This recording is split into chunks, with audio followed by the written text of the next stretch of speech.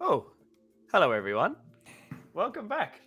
We're here for the talk about laser tag. Welcome to the 2023 uh, ZLTAC LSA collaboration review stream. Tonight we're going to be covering the teams from 19th, from 20th to 11th. And today I'm joined by special guest Mumin from across the way. Welcome, Mumin. Thank you for joining us. Oh, Oh, and also axioM, the boys. Welcome, axioM, to your LSA debut. How you going, mate? good. I'm excited. Good. Fantastic. Me too. Let's go. Cool. So, allow me to prepare the screen. But I'm sure most of you have been here for a review stream before. So it's going to be much of the same. I've got the slides, which I'm going to start sharing now. Ooh, very cool. And yeah, we're just going to go through the teams from 20th all the way to 11th in today's stream or tonight's stream, depending on where you are. We're going to be covering how the teams played, things they did well, things they didn't do so well. We're going to choose our standout players for the team, and then we're also just going to try and wrap it up with a bit of a what's next for this team, what can they do so they can improve their performance next year. People in the chat, let us know how the music levels are compared to everyone's microphone levels. Let us know if one person's quieter or louder than the others, and I'll get on top of that straight away. But anyway, gentlemen, are we ready? Yeah. Yeah. Cool. So I have this cool animation thing that I've totally mastered. So first team we're covering tonight, New Zealand Raptors in 20th place. On the team we have Trader, Dika, T_T, Insomnia, and Zygorsia. Predicted 26th, finished 20th, so up 6 from their predictions. Very impressive outing by the first year New Zealand Raptors team from Dunedin. axioM, you've said you would like to talk about the New Zealand Raptors, so take us away. How did the New Zealand Raptors play? I think overall, as a whole in the comp, I think definitely they should be very proud. Coming in at like a 26 predicted and coming 20th is kind of crazy. So I think that's really good from them. Yeah. So what I saw in their game was that their defense was really strong, but I also noticed that when they needed bases, they'd go out with three. Like they wouldn't be scared to go out with three, which is really good for Hobart. Yeah. Yeah, cool. And so what would you say was like this team's strongest aspect as a whole? I think I could see them getting. So when they were behind, I saw them getting like a bit of bases. They wouldn't be, obviously, like I said, they wouldn't be scared to throw out that third. I know, especially against us, it'd be like we'd call they've got none on us, and then I'd go attack with a little bit with my attackers, and I'd come back and it's like, yeah, Raptors have 3 on us now. It's like, oh well, that's the worst. It's like, oh man, like, what can I do? But yeah, so they had a really good attack from that 3-man, and then also when they were holding defense, it was also pretty hard to crack. So I think when they had their 2-man Ds home, I think they seemed very confident in it. So obviously some teams won't be too confident on that 3-man attack and that 2-man D, but I think that's something that they definitely seemed a lot like really confident on. So I think that's something that could have definitely pushed them up from their predicted to the 20th place. Yeah, and I think a lot of that confidence to back their own 2D and their 3 attack to actually get value out of it is Dunedin was one of the only other sites that actually have Helios 2. So they've got the H2 experience, and then even just from my one game versing them in the round robin, I got schooled in like pretty much all of my duels by all of the New Zealand Raptors guys. So I think that pack time on the packs that they had from home really, like, even in that one game that I saw was very evident. And I guess it kind of, speaks to what you were saying in there, in that they would go out with the three-player attack, get a base off of it, and then they might not always drop a base, right? Like, Yeah. their 2D would be able to hold. A lot of that, their last lines, trigger discipline or like phaser discipline in terms of not getting pinged on that barrel sensor was probably very good. And the one person on the door is going to be pretty good in taking their jewels, right? Because they're familiar with the system. Mumin, have you got anything you'd like to add in terms of things that you saw the Raptors do well? I think we played them twice, or maybe 3 times. They did a lot of dumps when we played against them. They were blue quite a few times. And I know they flooded us with five players, and we're like, here comes free score, and it was not free score. They just poured straight into our base, and they just took it. And I think we lost that game, actually. I'm not sure if they won it or the third team won it, but they're actually they're pretty good. Pack and pack, gotta say. Yeah. They might as well have been higher. They had the potential for it. I couldn't say what they needed to do. We didn't play them enough structured games, but they're good players. Yeah, well, maybe we can dive a little bit deeper into that. Jesse, so obviously we've said what the Raptors did well. What's something that you think maybe, obviously they did an awesome job by being 6 positions up from their predicted, but what stops them from pushing that even further, do you reckon? I feel like when you take out that third, it can be like a double-edged dagger kind of. So you can either do really well and pump through bases, or if, like I said, the 2-man D was very good, but if your 2-man D gets pumped, which they still can, it's really rough for you because you can be dropping bases very fast and everything. So yeah, and just another thing, I think something I noticed in my games was that when there wasn't many people attacking them, they would do like a very heavy 2 under the base kind of defense. Yeah, like right. Even if we sent what we call in Adelaide like a brick wall over there, which is just send one of my players over there just to go pack, it seemed that they'd kind of just go in a shell and just put 2 men under and kind of lose that pack point that they kind of needed. Yeah, right. So potentially, obviously, base-wise, they were doing quite well, going out with 3s, cracking bases.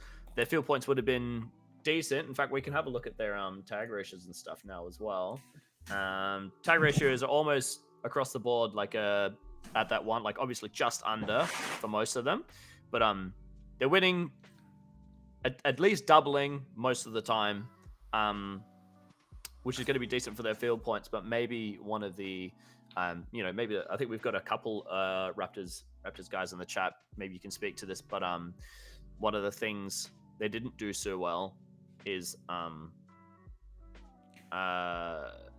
obviously like 2 under the base for in a last line, like 2 last lines under the base can be really good, but if you're doing that for like 1 player there, that's an exchange that one player is winning, because you've got that 1 player doesn't even have to lunge the base, they can just sit outside the base, right? You've got 1 player sitting outside the base getting no points. That's better than 2 players in the base getting no points, right? That's a very easy adjustment. I think that's something that you can really easily add to your team's repertoire. It's just like being able to identify, okay, this player is like Jesse said, we call it a brick wall in Adelaide, just like a 1 person that's here to like keep us, like apply pressure and keep us busy. Whatever your word is, there's a brick wall here, and then having a reaction that your team can do when that's the case. Maybe if it's you have a 3-player defense and you crunch because 1 person comes, you call it a brick wall, then one of your persons goes and joins your 3, like make a 3-person attack or something along those lines. I just need to ask something. Yes. We didn't talk about the stats earlier. So the D minus, that's denials, right? And the B is bases. So yes.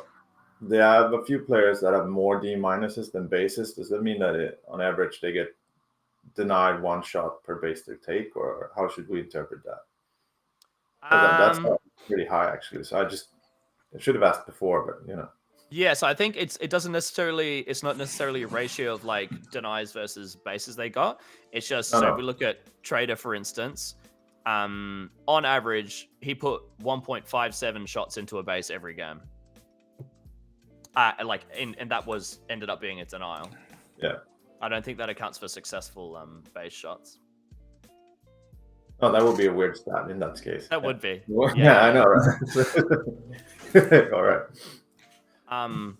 Trader was saying in the chat that he think that they were a bit too inflexible and struggled if they ran into something that they didn't account for happening. And I think that's definitely one of the things that separates some of the middle tier teams from the top tier teams is how they react to certain situations.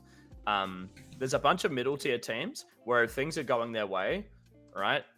And their attackers start off strong, the defense started off strong, they can really run it to like any of the top teams, right? But the difference between the top teams and some of the middle tier teams is that the top tier teams have adjustments and things they can do when things don't go well so that they can get back into the game. I think that's something that's really common thing. And an example of that would be, you got your defense, you send out a third person to join the attack, they're not able to get a base, you come back and you've dropped 1 or 2 bases. Like that's a case where if everything was even before that, you immediately need to make an adjustment and do something to catch up, because if you keep the status quo, you're just gonna lose the game, right? So yeah, being able to make adjustments on the fly is a big part of it, but that only really comes with a lot of experience, and playing is really helpful to try and play with the same roster for like multiple years as well. And then I guess also another thing is just knowing what to do when something happens, right? Sometimes the answer is obvious, sometimes it's not so obvious, but that's where you can kind of lean on, if you have more experienced players around you and you're seeing, that's, a discussion you can have with them.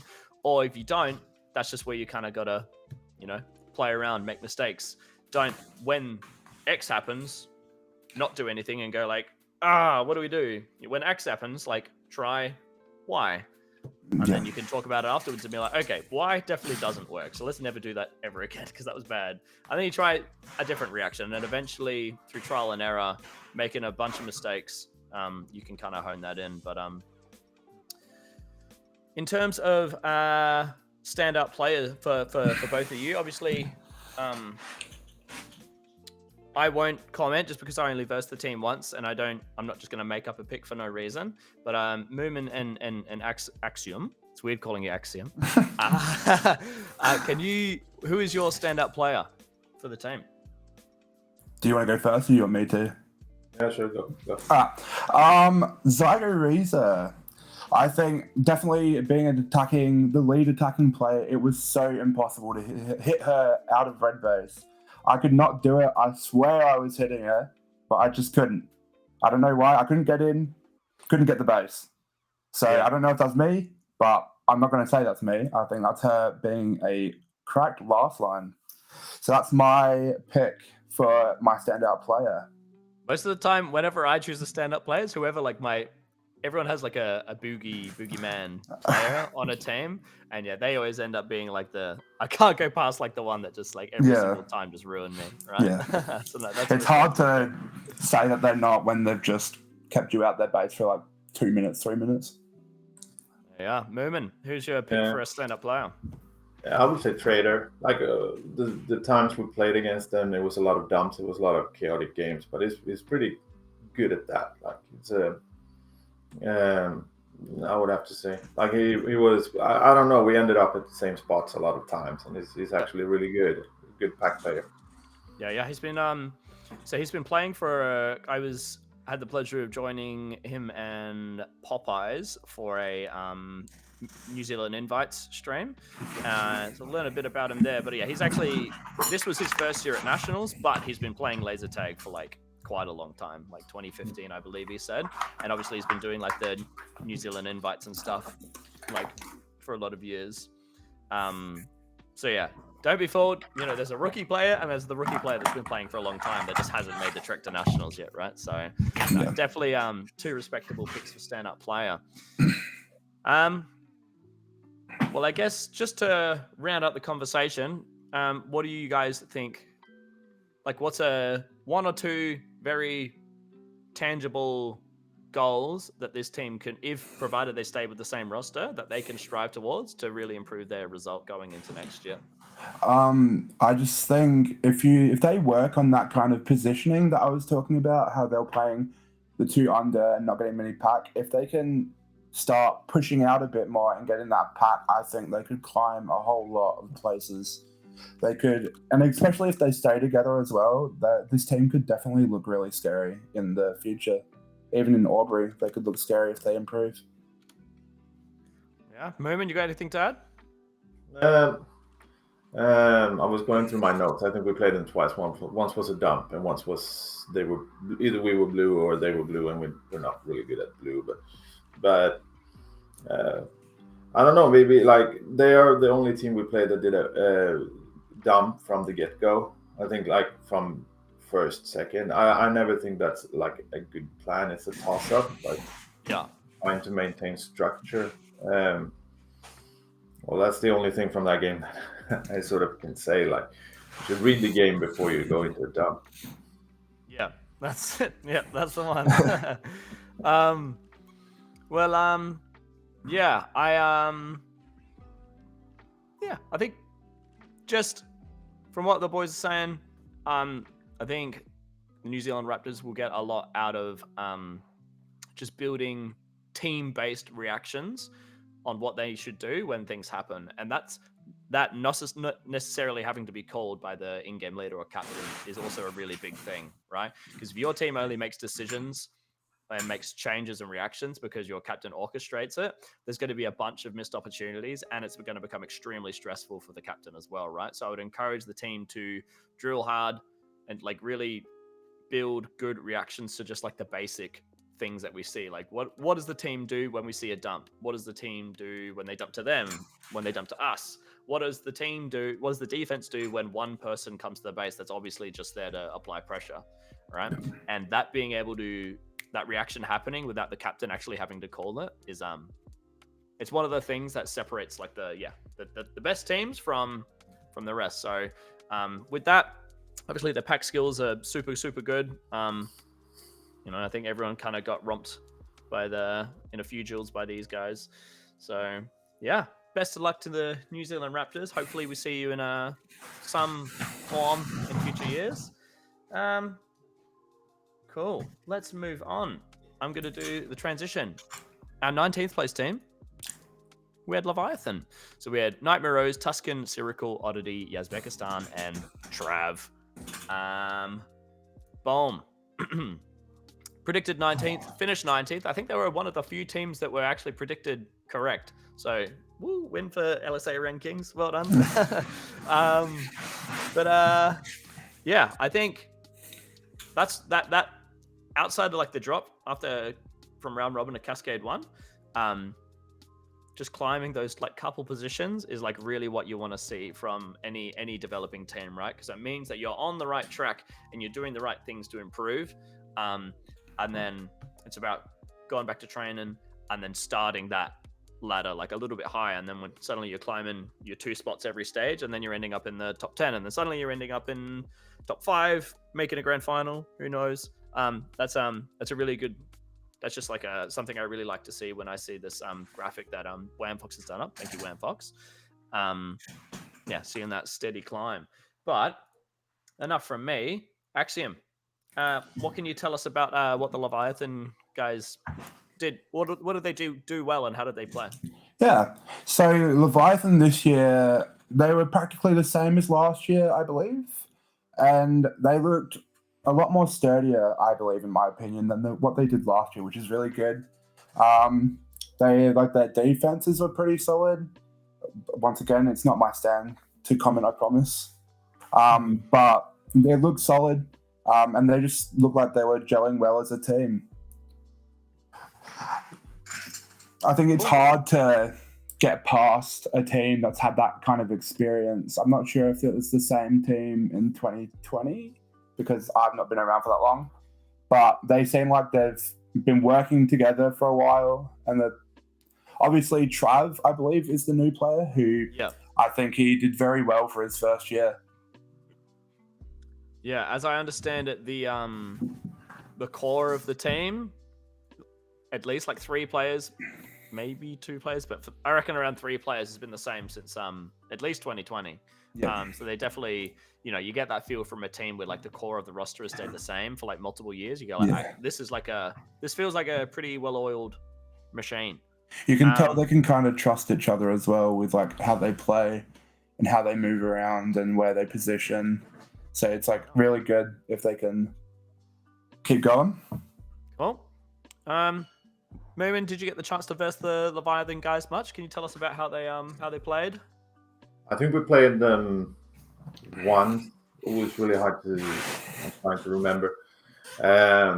I mainly remember them from when they went out. They shouldn't have been 19. They should have been higher because a player got time denied, which I think is a weird thing you got over there.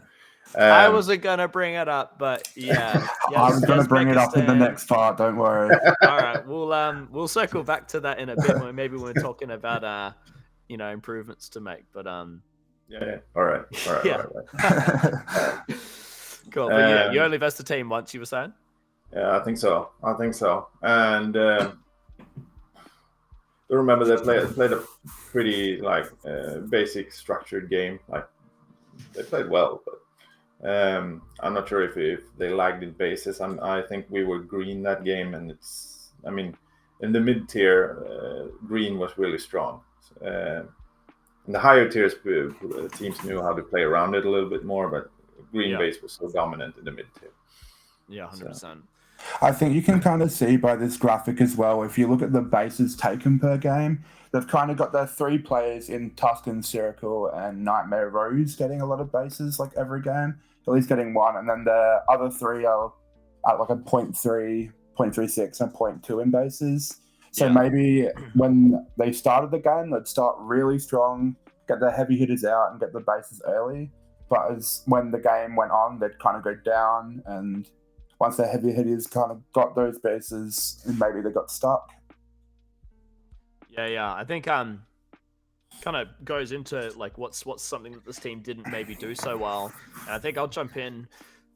So this is if we look specifically at that base number, that spread is like something we very commonly see with a team that's top heavy in their attacking ability, right? So I don't mean top heavy in that the players without high base stats aren't very good, but top heavy in that the attacking ability of the top 3 is quite, it's on a different level to the bottom 3.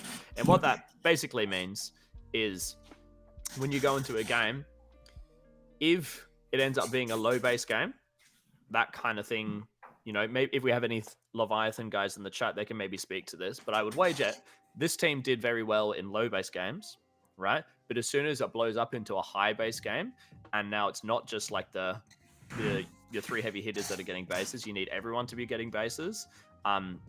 That's something that we commonly see with this kind of a base stat spread. Teams like this can really struggle. That's purely speculation and based on the stats I'm seeing. But Jesse, could you versed this team a few times. Did you see them losing a bunch of games that were like high base and maybe, being able to win the lower base ones? Yeah. So I feel like when the games kind of blew out, maybe, I'm not sure what happened, but maybe they got a little bit lost in the maze. Like maybe their heavy hitters aren't as trained to go under the bases and like get those bases in those kind of situations when they need them. So I think a lot of the games they lost, I could be wrong, but a lot of the games they lost, I reckon I would bet that it would have been a high base game. Yeah. And I think something we see we'll get to Rampage later as well, but I think something we've seen with these Sydney teams where they don't have the luxury of being able to play very many team games at home, they'll have really strong starts, and if they're able to keep the game going in the way they want it to, they can absolutely like blow out a game and destroy.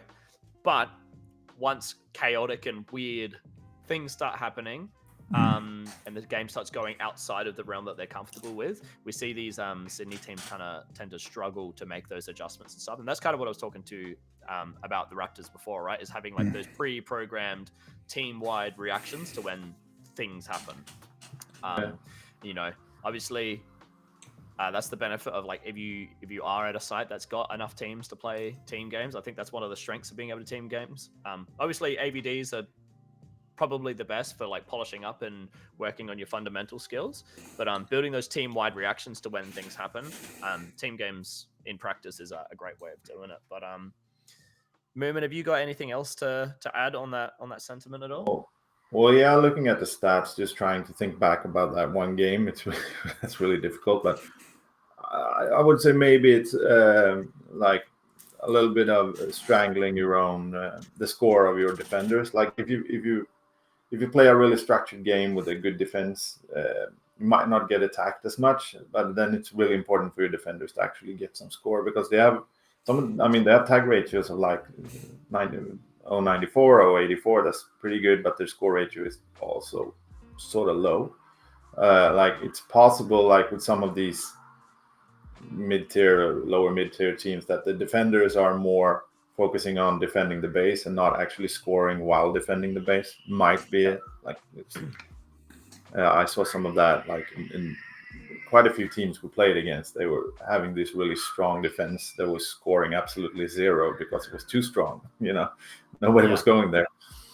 Yeah. You can have a game where you drop 0 bases, but if you had five-man D for the whole game and you got 0 field points, then it doesn't really matter, right? So there is a balancing act to it. And I think that is, again, one of the things that really separates, just talking about door defenders specifically, they're, higher level door defenders versus everyone else, is they are always finding a way to impact the game, even when they're not being attacked. Or let's say that's an example before where like you've got a 3-player defense and you've got one person has been sent to apply pressure to your base. Like 3 people getting points off of one person is not an even exchange, right? All that one person has to do is just double, or if they can just sit in a position and not die and watch these 3 people not getting points, and that's a win for that one person, right? So being able to make those adjustments, like, there's only one, I'm gonna push up to this field point spot and let my teammates know that that's just them, because it's not worth having 3 on this one person, right? Little things like that, little adjustments. But moving on, I'll get both of you to choose your standout. Actually, we didn't talk about it. Elephant in the room. Jesse, can you please tell us about what happened in that last System D game with old mate Yazbekistan? So I'm not going to put people down. But, so red had dumped and we were on green and Leviathan were on blue. And we finished our cycle and we all left. Once I got back to my base, I realized, oh no, I should probably be at red stopping blue's cycling. And then the game ended, but I did hear red have 2 shots on, saw it on the stream, and Yazbekistan got 2 shot denied, time denied, which put us into first. So I have to say thank you. So we were able to get up to 17th. But yeah, so I think it's just really unfortunate. But yeah. Yeah, I think all jokes aside, Yazbekistan, he's in the chat. That's kind of one of those mistakes that you only make once. Yeah. And I think every player is going to have something like that at some point during a tournament. I have the claim to fame of during a System D game, deciding to get both bases and then swap packs and then get one of the bases again, which gave me a 0 score, and we ended up bombing out back in 2019. So I can't really throw shade. I've been the guy to make that that critical mistake on the most important game, but it happens to the best of us. All you can really do is have a bit of a laugh about it, and it's once you make that mistake, you're not making that mistake ever again. So you can take solace in that, Mr. Yazbekistan. We'll move on before we embarrass him anymore. Who's your standout player for the team, gentlemen? I don't know. I think the 3 top hitters were all very equal in their different rights of what they were doing. So I think it's hard to say a complete standout. But if I had to choose one, I think Tuscan, actually, I think I saw him going into our bases a few times and getting some solid takes. So I think that's going to be my answer for that one. Yeah, Mumin, you got a pick for stand-up player for this team? No, I'm sorry. Like we only played them the one time. Like I'll give Knight Morose a shout out for the tutu he was wearing in doubles, right? He was wearing this ballerina thing. Yeah. Him and Yazbekistan have done it the last few years together. It's always a sight to Pretty funny. behold. Yeah, but I'm sorry. No, I can't. That's all good. I personally am also going to struggle to pick a stand-up player for this team because I only versed these guys once. But I think Tuscan is a very fair stand-up player for the team. Obviously, it'd be the cheat pick if you were to just go purely based on stats as well. But well done to this team. They're all cool dudes. They always seem in like pretty decent spirits as well. I think make your if you keep in the same roster, make those adjustments going into next year. Maybe round out the ability of your team so you can do experiments like you get your primarily attacker players to only defend as a project for like a couple months, and vice versa with your defensive players doing that on doing a bunch of attacking, and that's something you can develop in attack versus defense, obviously. But yeah, I think it's becoming more and more important to just have a well-rounded roster in terms of everyone is able to do everything. You'll always have the players that are better at certain things, and that's how you can like open up so you get a good start, so you can start off winning. But yeah, that's one of the things that really separates the best from the rest is how well-rounded is their roster. Because if not, it becomes something that you exploit. Because maybe you see a team that are very top-heavy in their attacking aspect, where if it's a low-base game, they get like 4 bases, they win. Then you can go, okay, we can just dump, or we can just send out a 3-player attack for the whole game and make it a high-base game. And then it's going to be, that's just like one of the ways you can kind of take advantage of that. So, I've got nothing else to say. If either of you got anything else to add, like things you'd like to see from Leviathan moving forward? I think with Aubrey coming up and them living so close to Aubrey, I think pre-nats could be a very good time for them to get those bottom 3, like the less attacking kind of players, to maybe get them to start attacking more. Because like you said, I think I saw in the chat that they have only got 2 teams that they can train with. So it's hard to do team games, but I think them able to train like that in a pre-nat setting would be really good for them. Yeah, and I think obviously trying things in training is like one way you can work on it, but doing it at a tournament where the results like don't necessarily like matter as much, it's like it's just a pre-nat, just pre-nats 1, for instance. The competition can really provide a lens as to the specific problems that your players are having in those positions they don't normally play, and that can be that lensing can make it really easy to be very specific about what your training looks like leading into the next tournament as well. So yeah, well done to Leviathan. Stayed even with their predictions. Bad luck, Uzbekistan. Happens to the best of us. It won't happen again, I promise you. We'll move on to our 18th place team. Have I got it ready? I do. We have Quantum, the Queensland rookie team. We have Griffo, Pug Salad, Noodle, Jam, Cheeto, and Hazmat. Boom. So they were predicted 16th, finished in 18th. And then, just to generically go over the story of the team based on what we're looking at here. Started off really strong, was that 13th? Started off as high as 13th. That's very respectable for a first-year team. Obviously, we've got Griffo that's played before, but yeah, it looks like something happened between Cascade 1 and Cascade 2. Maybe if there is any Quantum players in the chat, they can kind of provide us a little bit of insight. But for now, we're going to rely on our special guests to do their best. So, Mumin, you're going to talk to us about Quantum. What can you tell us about how this team played? Well, it's a Queensland team, so they played pretty Queensland, yeah.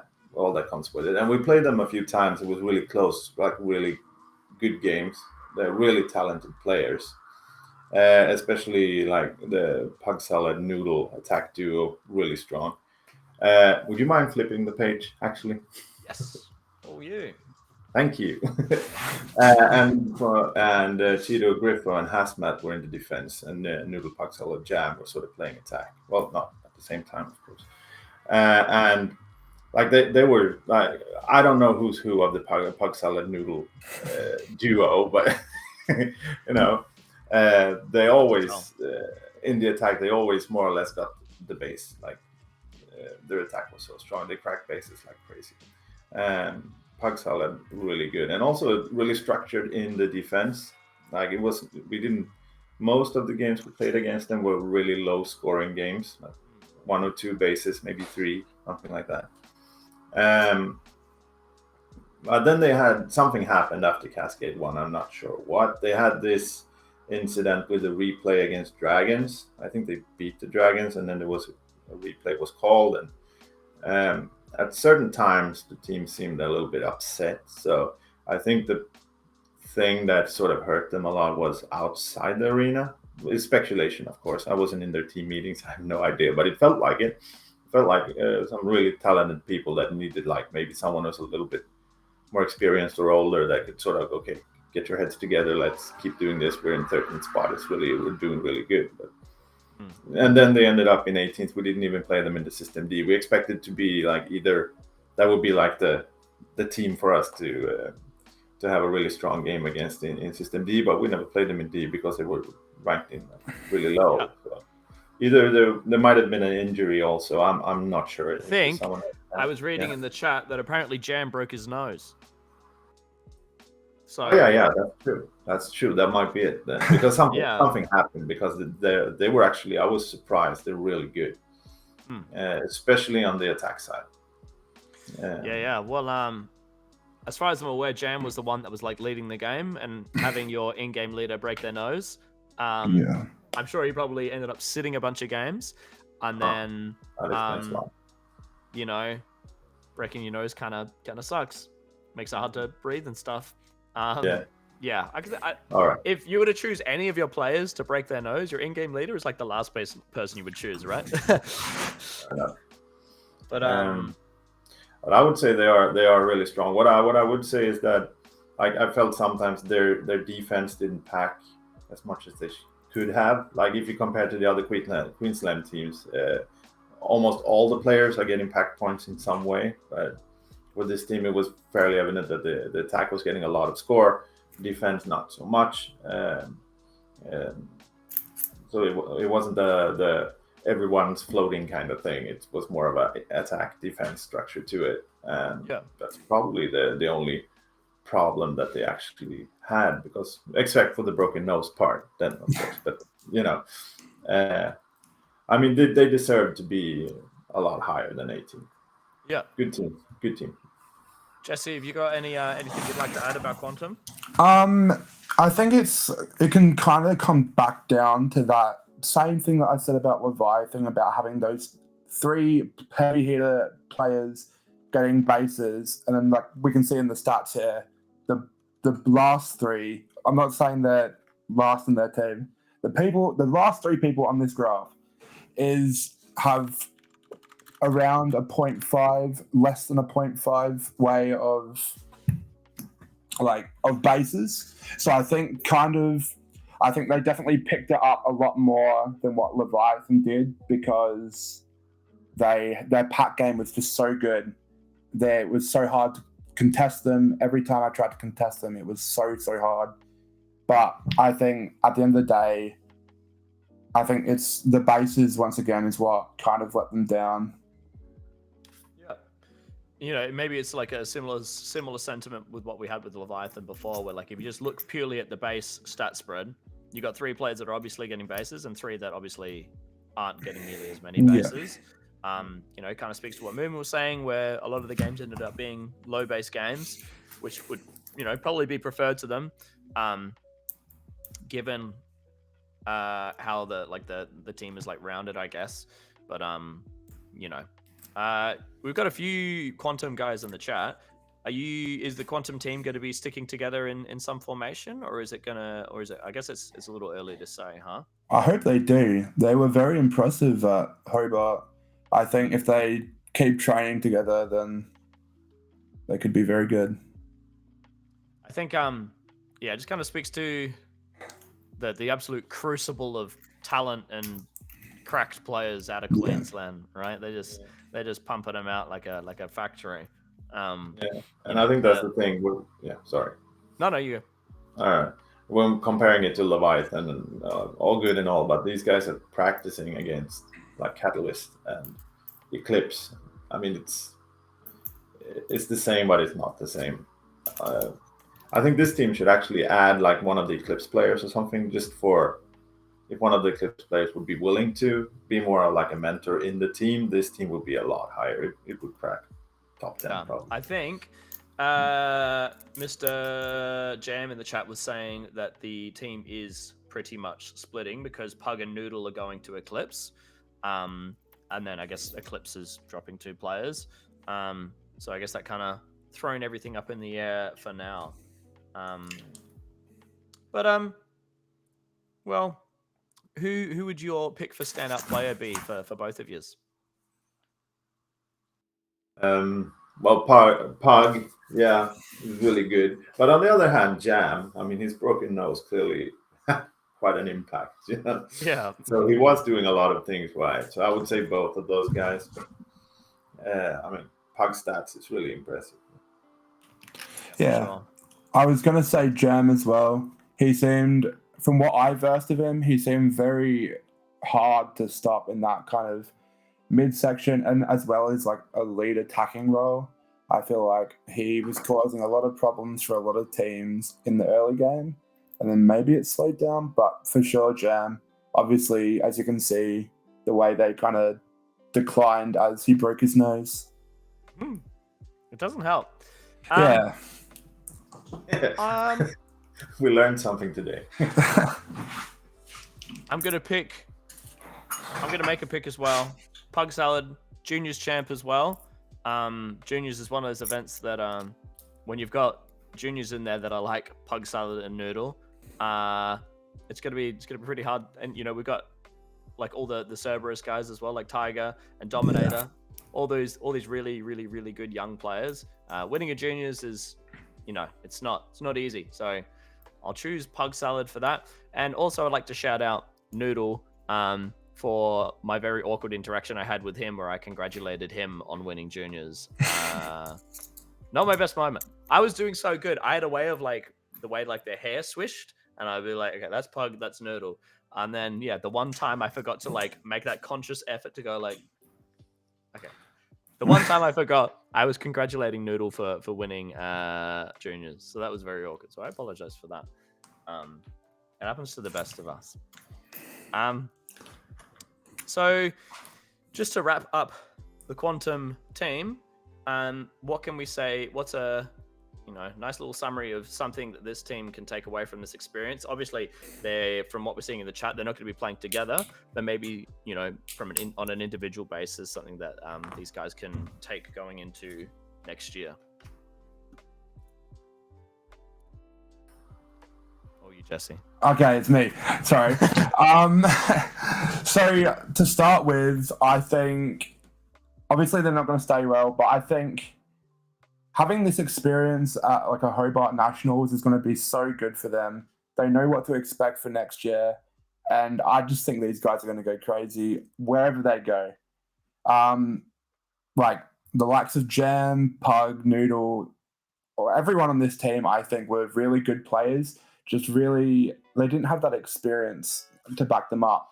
So I think something that I struggled with last year and what they might have been this year could be like that kind of the pressure that you get going to a nationals. It kind of all hits you and you're like, I want to do well and everything like that. So I think from experience, next year it won't hit them as hard and they'll do as well. Yeah, 100%. It's something to say that you see it in sports all the time, where you have a player or a handful of players that are absolute monsters in training, and they are hands down the best players. But then it's a different story once you add the pressure and everything. Like now we're at a tournament, we're streaming it, people are watching, the results actually matter. You know, some people rise to the occasion, some people struggle, especially like in your first exposure to it as well. Yeah, that's just for a first year team. They did an awesome job. To be as high as 13th place at all during the tournament was like super awesome. So shout out to everyone. Yeah, Mumin, have you got anything else you'd like to add? It's just they also need to involve the defense more to get more of the pack score if they are preferring the low base games. Now they're not playing together anymore, but you know, if you're gonna go in for a low base game at the default, then you need to make sure your defense is getting more pack score. Like Hazmat has 100% tag ratio, but it's still pretty low on the score front, probably because he's locked in the base. Yep. Like you need to activate the defense more if you're gonna play that style of game. Yeah, and I think something I always say, one of the big things that separates best teams from everyone else is how effectively they use their defense when they're not being attacked. So, you know, I'll leave it on that. But congratulations to Quantum. Super cool to meet you guys, and hopefully we'll see. Obviously, you'll be on different teams, but hopefully everyone comes back for next year. We'll move on to our next team, another Adelaide team that we have, Adrenaline. So we have Hillahu, No Idea, Moo, Jesse, and Jeb. Boom. Actually, I was gonna say, I'm pretty sure Adrenaline I messed beat it up. us. I messed it up. Ah! Hold up. Let's just wind it back. I did this last stream as well. I skipped the 10. Hold up. Okay. I got ahead of myself. Well done to Quantum. My brain's fried. Moving on to our next team, we have Anomaly. On the team, we have axioM, Zeph, Exile, Crow, Benny, and Wheezy. Oh my goodness. I'm an embarrassment. Anyway, predicted 15th, finished 17th. And again, one of those team ladders that I really like to see. A team that starts here and climbs up every single stage of the tournament. So kudos to you guys, axioM. Tell us a little bit about what your tournament was like, how you guys played. So obviously we had a pretty slow start, I would say. I'd say we didn't have as much training as other teams would have, and as well as Exile hurting his foot before coming to Nationals. Wasn't very good because we played Exile a lot, and then he came to Nationals and he's like, by the way, I have to sit for like the first 4 days of Nationals. And I'm like, oh well, here we go. So it definitely hurt. But I think we kind of used round robin as that kind of learning experience about what to do, how to play the maze, how to do anything in the maze, how to play Helios too. And then throughout the comp, we kind of just started learning until Ascensions, where we think we were at our best. Obviously, if we kept playing, we would have been better, but we're at our best for that we could be at the Nationals. Yeah, cool. Well, strategically, how did you guys play? What did you do? So I think in the early stages of the Nationals, we were just doing the standard 3 out, 2 in, just to get some feelers. So I'd normally take Benny. Actually, I started taking Kroll out first, and we'd get some bases, and we'd do well. And then we realized midway through the comp, actually, Crow is a lot more comfortable in like a self-thriving role, I guess you can call it, where it can kind of make like his own choices and decisions. So he was doing that kind of from like a defense kind of point of view. And I started taking Benny out, and we started smashing bases, as you can see on his base average, 1.3. Yeah, that's one of the highest ones we've seen today, I think. Right? Besides myself, I can't go past it. Oh, obviously. Yeah. So I think we went out, got bases early, and just did well. I think Zeph was really good at finding that nice spot where he could still be a key defender but ping and get pack points and help the attack a lot. I think that's where we found a lot of our success in attacking and getting bases, as well as I think my base average might be a bit high because I tended to find a lot of opportunities. I was looking for like opportunities to go and get into bases, and even if Benny was around, if he couldn't get in, I'd just take it. And it can be good, it can be bad, but I think it worked well for us. And yeah. That's one of those timeless questions, right? It's like, does your lead attacker in-game leader get the bases? And it's it's never as simple as like yes or no. It's always like it depends. I feel like as the lead attack, you don't want to get the bases, but I always just somehow found myself in spots where it was like, I have to take this base. We can get it now. I was like, oh, yeah. So it was good. I think it's one of those things. It's really like arena dependent as well, right? Like if it's a base that's really easy to get into, then it's like, well, I might as well just wait. But if it's a base that is particularly difficult to get into, then it's like, well, we got in, baby. We're putting shots it on. was definitely, especially with how deny heavy I felt like the arena was as well. Yeah, I felt it was good to take those opportunities as the captain. Yeah. But that was just my kind of point of view on it. Wheezy under a base was absolutely bonkers. Under red base, that guy was crazy. He had a game 10k one base, and he was last lining the whole time. That's actually crazy. So yeah, I think and he's a rookie as well. So I think for his first year, he did really, really well. And then Exile obviously having the hurt foot obviously put a bit of a dent in our spot. We trained every combination, so I don't think it was too bad. But obviously, Exile was a crazy door defender.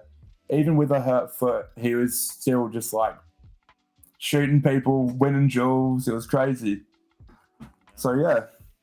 No, fantastic. Mumin, can you tell us anything about what you noticed about how the Anomaly players played and maybe things they did well specifically? Pretty strong first attack. We played you quite a few times, and you usually did get one base pretty early on. I'm not sure because I was on the offense at all times. So. But I can always hear our base broke like once when playing against you. So against you, more or less, our tactic was often to starve your defense because you were playing pretty low. Especially in blue, we would just try to isolate your team and attack the other base and drive you into a dump and then take your base. And it worked quite well a few times. It didn't always work, but still, I think your strength was in your attack. Yeah. Cool. Well, Jesse, what can you tell us about some of the things that you guys struggled with? Obviously, we had the injury on Exile, but outside of that, I think it was sometimes it would just break down to just the small fundamental stuff. So like we'd miss some comms. I know we lost a few games to miss dump bases where we shouldn't have lost because we just didn't contest the dump base. And I think it's just the small fundamental stuff like that is something that we're all looking to work on. And we know that was the issue. So, yeah. Yeah. I think, hold on, I'm having a brain fade. I'm lost. Mumin,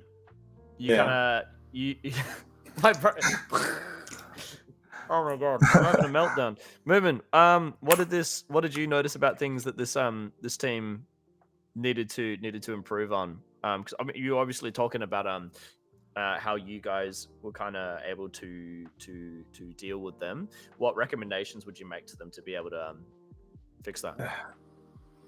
I'm unsure. Like it's always hard when you play.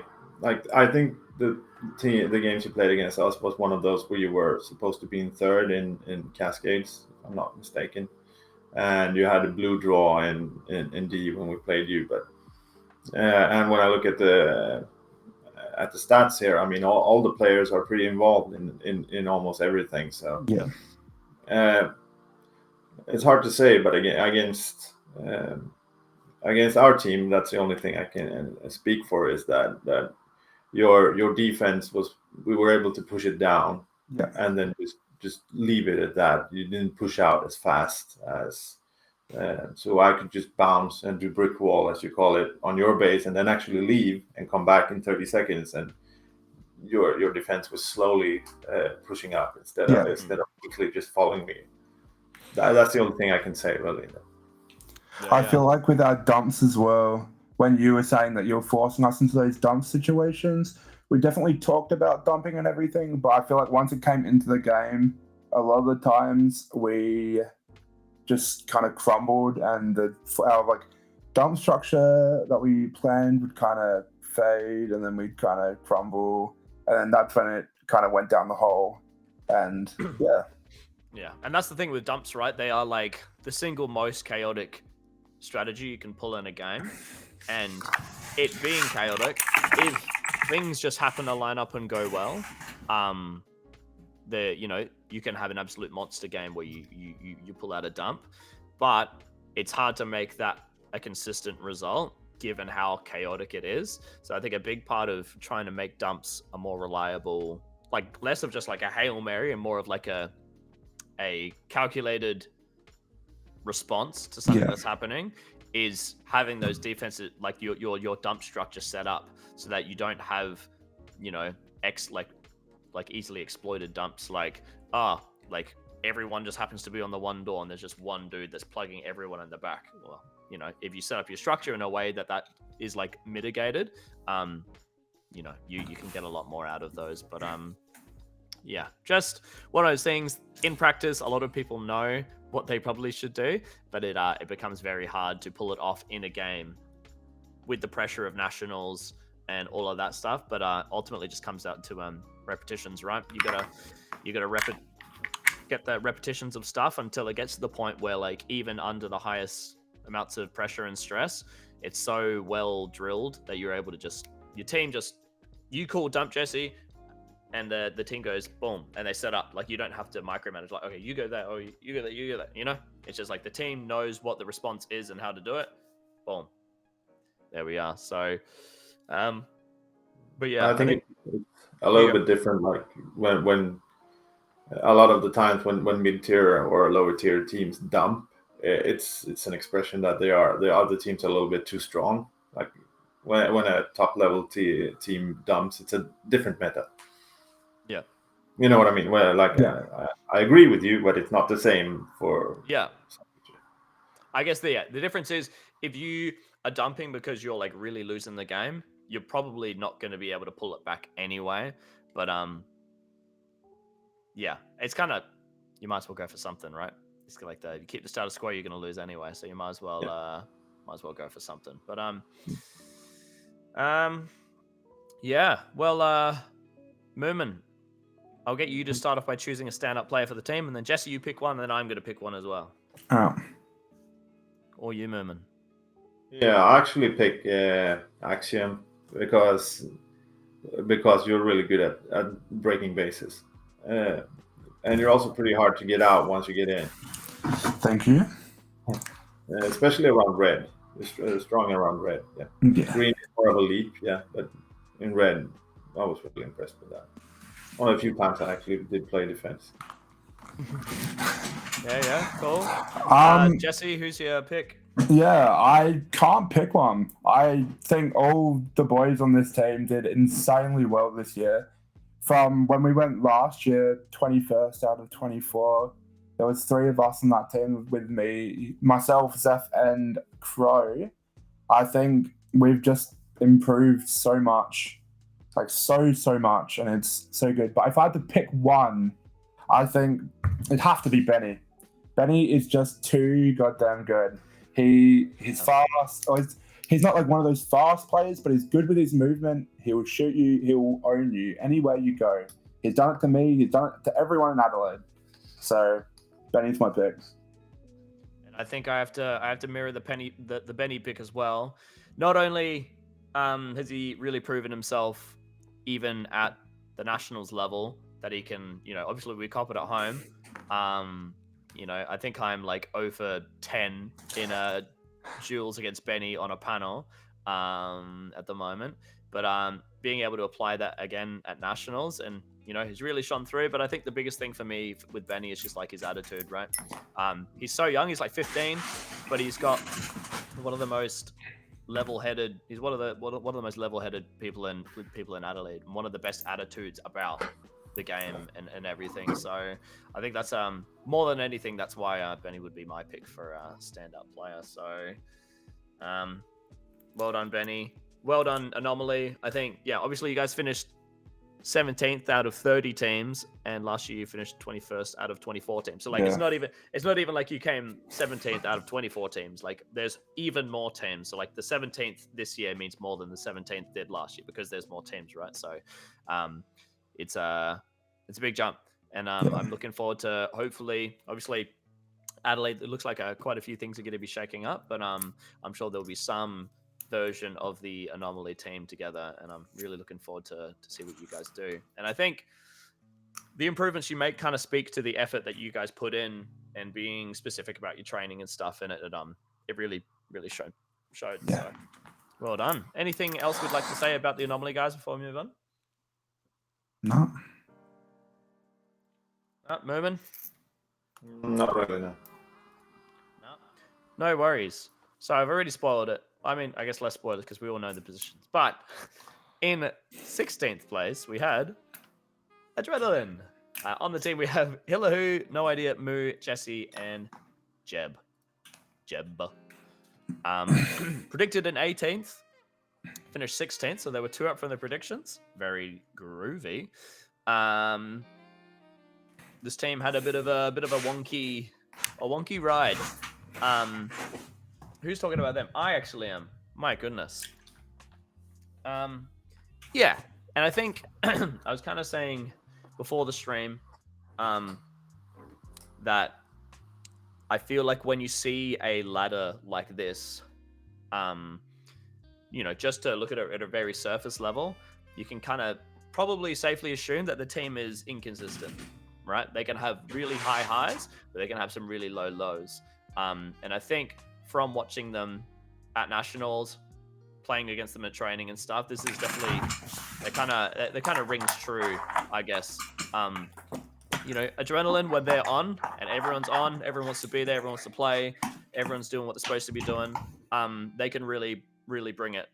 You know, they can beat Aftershock and Apex on like their best days in training, and even like when we've done qualifier tournaments as well, like they've taken games off of us. So they're no slouches when everything comes together, but things don't always come together. And I think that's kind of reflected a little bit in what we're seeing with this here. And I think it's also worth noting Hillahu, like I think also before the comp even started, decided to destroy his ankle. Which again, if you were to choose a player to destroy their ankle, the last person you would choose would be the in-game leader, and that's exactly who destroyed their ankle. At least if it was the last line, like they can kind of last line a little less mobile, but they're still for the most part doing what they're supposed to be doing. So I'm curious as to how much this really hindered their like offensive abilities at least. But yeah, we'll move on to the next slide so we can look at some stats. Boom. So I think of note, I wasn't going to say it, but Seth actually said he can't wait for someone to give him crap for it. Let's have a look at that denials against stat. That's almost 2-shot denial on average per game. Moose wasn't much better, 1.39. They were definitely, you know, their base stats are good. They were getting lots of bases, but they were on average very expensive bases. And I think generally when you see lots of denies, obviously Helios 2 was like a completely different experience. So a lot of people were getting denied when normally they wouldn't, because you got to make that adjustment to the barrel sensor. But I think outside of that, when you see a really high denials against stat, usually it comes down to a few things. One, maybe a lack of trust between the 2 people that are attacking, right? So 2, maybe like a lack of communication between the attackers. right? Like not calling the door or whatever when someone's coming through, or probably even worse is like being responsible to cover them from one door and then dying, and then they're having to do like the person taking the base is having to take the base and deal with people coming from both sides. Like no one realistically should be able to take bases in those scenarios, right?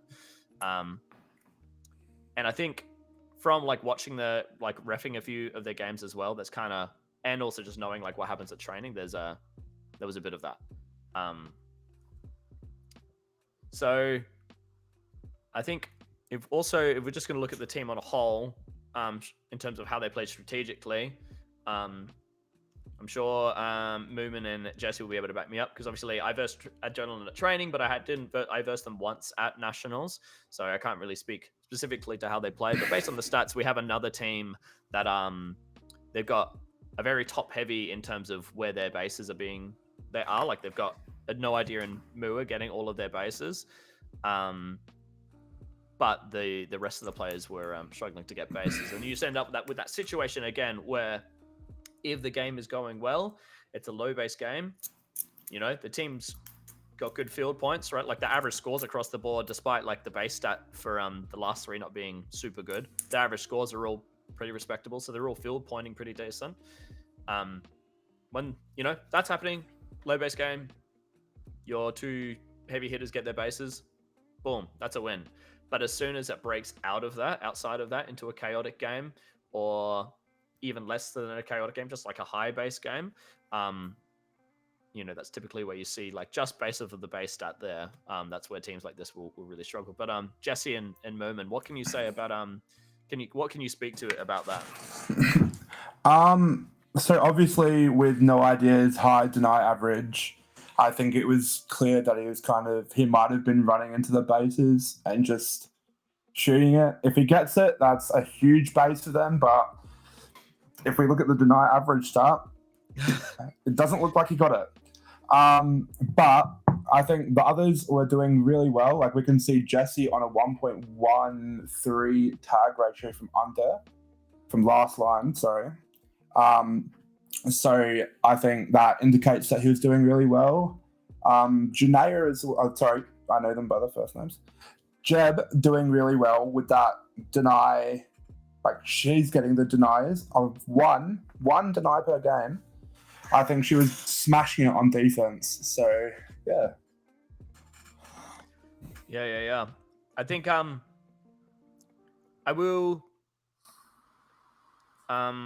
would like to highlight. So Jesse, as we know him at home, is like probably one of, if not the best last lines that we have in Adelaide.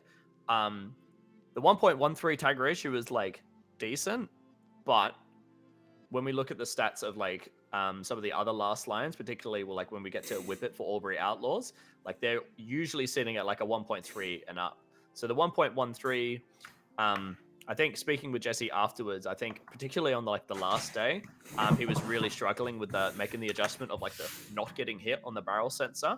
And I think that's, this team, kind of talking to what I was talking about before, where this team, if their 3 defense holds really strong, which it definitely has the capacity to, like Janae's comms are really good. Jesse's cracked under the base, and then doesn't really matter who they've got on the other door. They've got someone there. But even just with those two and then someone else, their base can be really hard to crack. And then that means they can kind of help make it a low base game. But as soon as those bases start getting cracked, it makes it really difficult. And I think, the 1.13 is like pretty good, but realistically for the last line, you'd want it to be better. So I think speaking with him, it was really like making the adjustment of the barrel sensors. Yeah, Mumin, have you got any observations you'd like to make about Adrenaline? Well, they also had it was because I was lead attack a lot of times, and they always got one of our bases decently early, often before we got theirs or the other teams. But I'm not sure. Like we did sort of the same. Like I was the lone attacker. Like we did the 4-1, more or less all through the cascades, and we just didn't go because they were so structured in the defense. We just didn't go there in that sense until it was time. If you know what I mean. But they are like a very well structured team, And I think Moo is really good actually. He got our base a lot of times. Yeah, he's been around the block. I think his first nationals was 2012, so he's getting on, but he's still got it. Jesse, have you got anything you'd like to add from like what you saw, like things that maybe Adrenaline struggled with, or things they did particularly well? I think most of their struggles could have come from the lack of like maybe training and like the way they use training at home. So obviously, Adrenaline is known in our scene for not always being there, but they still did really well. I think I think that's the main thing, just making sure they're using good time of their training. Yeah, Is and the I think only thing. that's the difference, right? Is making good use of your training. It's not enough, especially like nowadays. Like this like everyone's getting so good, right? This competition's getting harder and harder every year. It's not enough to just rock up to training, and just like play. You need to be specific about what you're training, and then also make good use of the time, like after, if you're doing team games or attack versus defense, the times after them to really reflect and be critical of yourselves, but use that to help inform like what you need to work on next. And I think that obviously we have the benefit of being able to, like, we see these guys every week in training. That was something that they were lacking. So I don't want to bag on them anymore. Outside of that, as I was saying before, like the potential of this team, their highs are so high, but I think, like even at nationals, like you would see games where they would drop their heads, and then there's people, like everyone's literally walking like this to get into bases and stuff, and it's like, well, at a point it's gonna get hard to be able to win games when everyone else is running around and putting 100% in, right? So I think that was one of the big things that failed this team, is like the attitudes, especially when things start going wrong. But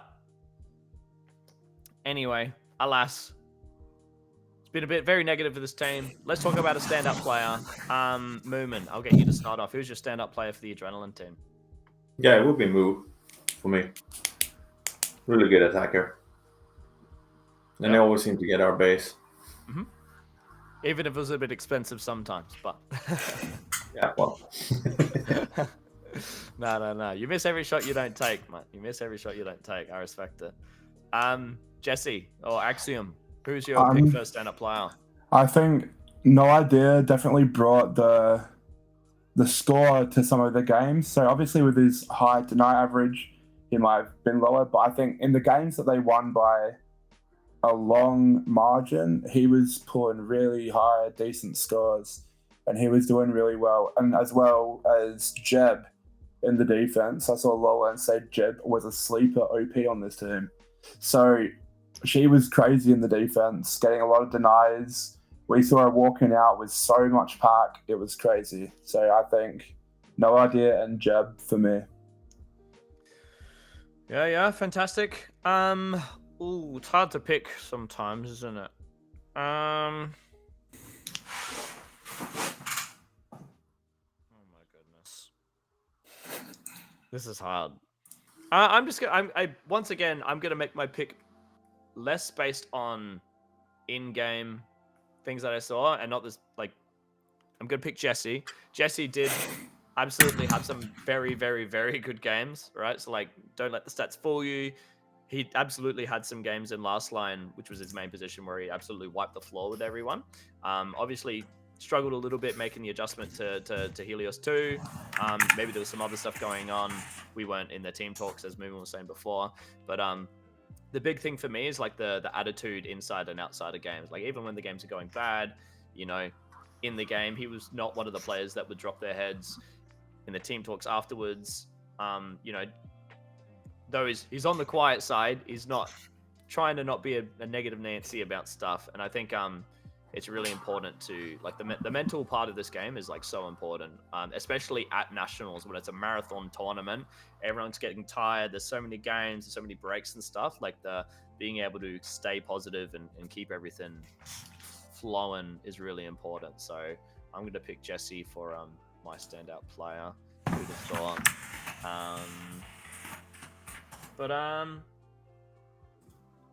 Yeah. Anyway, any last things we'd like to say about Adrenaline before we move on? Not at all. Not Mumin? No, I'm good. No worries. Well, well done, Adrenaline. Obviously, we'll see what the future holds in Adelaide. It looks like things are going to be shaken up, so we don't know if any of the Adelaide teams are going to be the same roster we saw in Hobart. But I really hope that all of the players keep on coming, because obviously laser tag is cool and fun and nice, and we like playing laser tag. Anyway, moving on to our what are we up to? 15th place team. We have Majestic 5. Boom. So on the team we had Mumin, Bambi, Buckshot, Noob, Jaehong, and Invalid. Predicted 13th, finished 15th, so just 2 below of the predicted placings. Mumin, what can you tell us about the journey of the Majestic 5 over the course of this tournament? Well, it was hard. Like leading up to the tournament, we sort of talked a little bit of how to lay it out, because we had Invalid from the US from coast to coast, and we had Noob from Savant, we had Buckshot from Piraya, and then it was me, Jaehong, and Bambi from Fadekin. So we talked a little bit about how to play, and we decided to do like a very basic 3 defender, 2 attacker tactic. And we did that in System D. In round robin. And our games was so really unbalanced. Like we had Spartans and tanks, and then we had I don't remember, it was Storm and Spareport, something like that. I don't even remember, but it was a lot of like really weird games. So we ended up taking second every game, and we were like, all right, so I suppose we have to wait for Cascades until we see what really is happening, like how the meta really is. And then Cascade 1 came along, and we just got railed. So then we changed our tactic and moved into Cascade 2 with that new tactic, and it went a lot better. And then the Ascensions we did bad. Otherwise, I think we did what we could, but the Ascensions we could have been higher, but it is what it is. So that will be like the journey throughout these tables, that we're looking at right now. So if we talk about Cascade 2 and forward, how we played, we did the 4 defenders, 1 attacker, and that would be me. We did a few games where I rested with someone else would take that spot, but generally I would be the attacker. And then we would do the pushing towards the base that was not attacking us. The way that you guys play it. We sort of got a hang of it, but not enough to bounce back.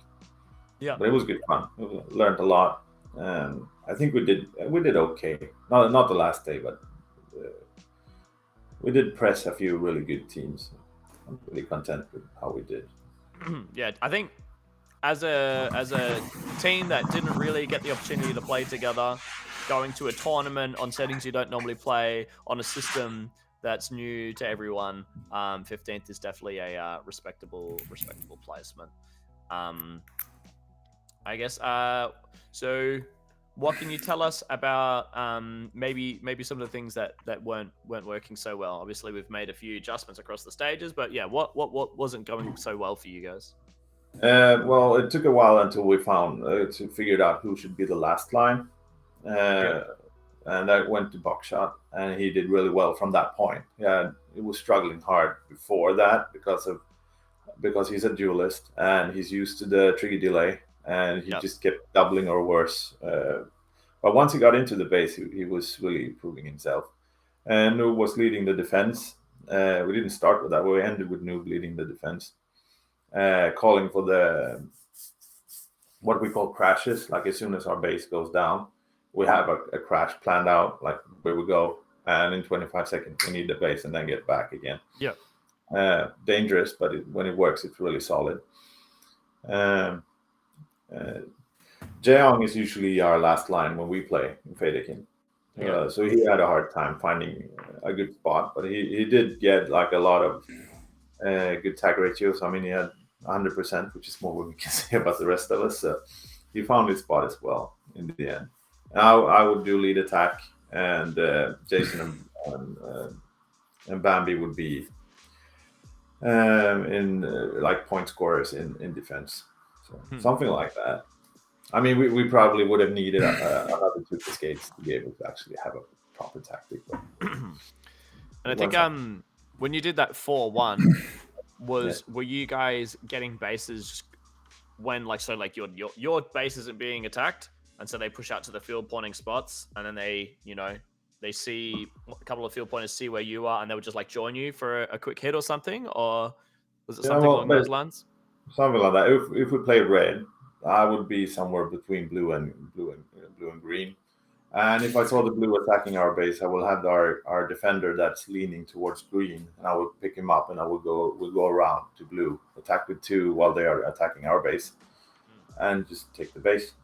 Same would go if green were attacking blue, then we would go green, and I would pick up the blue defender and go that way. Things like that. Or they would push their way through, dark passion style, and would just get the base that way, and I will see them coming. I think funnily enough, that's pretty much what like the meta at the top end was, right? It was people would attack a base I'm red, I attack blue when they're attacking green, and I attack green when they're attacking blue. And if they're attacking us, then we crunch and we field point, and we get until they leave, till they bugger off. So I think in principle, what you guys strategically were doing kind of makes sense, but I guess it's a case of like it's the execution of it, right? And the speed that you're able to do it at. Like if you're if you seeing something, then it's taking a while for like the reaction to come into effect, and by the time you are set to do it, then it's a pretty fast game. Like the cards have changed. Suddenly like the team's crunched home, or the other team's attacking the base you were gonna attack, right? So I think that was one of the things we saw at the top end was like everyone was pretty much doing this strategy, but the best teams were the ones that were able to capitalize and like boom, like straight away, like suddenly there's like 3 players at the other base. And it's like, oh my god, that was quick.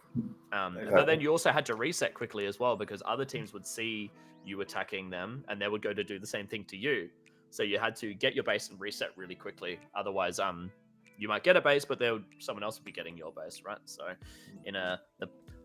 basically what the meta ended up being was waiting for people to attack other people, attack the base that's sent their attackers away, and you needed to get a base and get home before you lost a base. That would be the perfect a little execute. You get a base, you don't drop any.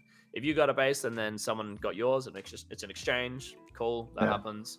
The worst thing was when you would go to get a base, especially if you blitzed out with 3 and then you dropped your base and you didn't get the base. That was like that was a feels bad moment. But no, it's really cool that that you guys were pretty much on to like what the meta was, right? So that's really awesome to see. Yeah, we had problems because they were different. Because we're from different teams, we have different calls. And I mean, Jason speaks English. We would speak Swedish, and then we'd be like, "Oh yeah, he doesn't understand." Don't need to say it all again. But like it's small things like that slows us down. But and also like the biggest thing is we never learned how to play blue. Like we could skirmish blue or like raid blue and take it, but if the game moved to blue end game, we would always lose. And if we were playing blue, we had a hard time actually getting a lot of score from the defense. So we ended up playing this slow game, but not getting pack score. So we would be once the end game hits, we would be too far behind. So we still had a lot of things to work out. It is what it is, right? It is what it is. Jess, axioM, have you got anything you'd like to add about how you saw this team play and things they did well, things they didn't do well? Yeah. So obviously, being an international team, not really playing with each other, I'm not sure how your training works as well, but I'm assuming you can't obviously train every week like states do, unless you can. I'm not sure how it works, but it was really impressive to see how you guys adapted to the way of like an Australian or like an Australasian Nats, and just the way you guys played it. I think that 4-1 definitely worked because I know every time I versed you guys, it just felt like you guys were everywhere. Like everywhere I went, you guys would be there contesting us everything. So it felt so hard to try counter that. Sorry, but yeah. So I think you guys did really well. Yeah, big kudos from the axioM. AxioM, while you're on it, I'd like you to choose a standout player. Who was the player in this team that was giving you the most headaches? Oh, sorry. All of them I'd love to say, but I think Bambi and Mumin actually were the two giving me the most. I think just Bambi on those field pointing spots. Just everywhere I went, every time I saw him, he'd ding me, and then he'd ding 3 other people, and then he'd come back to me and just keep me on the cycle. And so I'm not surprised that his tag ratio, his score ratio, his bases are all so high. Yeah. So I think Bambi is my main one. But yeah, Mumin, I think you played very well yourself. Very hard to deal with. Moment. Who's your stand-up player on your own team? It's awkward, but you got to choose. Yeah, I know, and I won't pick the attack because we lost so many games because of denial. Yeah. Bambi had 11 shots in red base at one point, I think. Oh, no, I'll actually pick Buckshot because, like, coming into this, he's a rookie. Even in Sweden, he's new. He found his place inside the base, and his calls are so good, and his reaction time is outstanding. So his stats are not really showing because it's a lot from the round robin and when he was playing outside field, but his stats once he got that last line down was really impressive. He saved us a lot of times. Yeah, cool. My pick is going to be Jae Hong. Again, I generally try not to base my picks just off of playing with them. All of you guys were super nice, but Jae Hong was just super cheerful guy to be around outside of the arena. It was always a pleasure to talk to him. Got second in LOR, which is like a phenomenal. It's just like that's super awesome to be able to be an international team and get any trophies in your first year here, right? The GP, even the GP guys when they came over, like they really struggled to get any trophies in the first year they came over. So to get anything, just big shout out to Jae Hong. And yeah, just in general, it was an absolute pleasure to meet all of you guys, all super lovely. And we hope, obviously we've seen international teams making the trek over to ZLTAC. I'm hoping in the future, we start to really build that bridge between the countries, and maybe we'll see. It's not that it hasn't happened before, but a little bit more Australasian-based teams and players making the trek over to Europe to see what it's like across the sea. Anything else that we'd like to add about Majestic 5 before we move on, guys? No, I'm pretty good. Moment. Any last words? No, not really. Nothing to add. But I'm thinking, like, a lot of people are saying that how adapting, like, the structure of how we play is so different because we have all these nats we play. Like, you play 1 month, you play in Germany, and there's one meta. You play in Finland, there's another meta. So that part we're pretty actually used to. Yeah. So I guess it makes sense. Up on the meta, yeah. It makes sense. Well, yeah, best of luck to you guys in the future. We'd love to see you back. And yeah, we'll move on to our 14th place team. We have the first of our Hobart teams, Hobart Cerberus, Dominator, Tiger, Captain Morgan, Rizzler, Flick, and Nelly.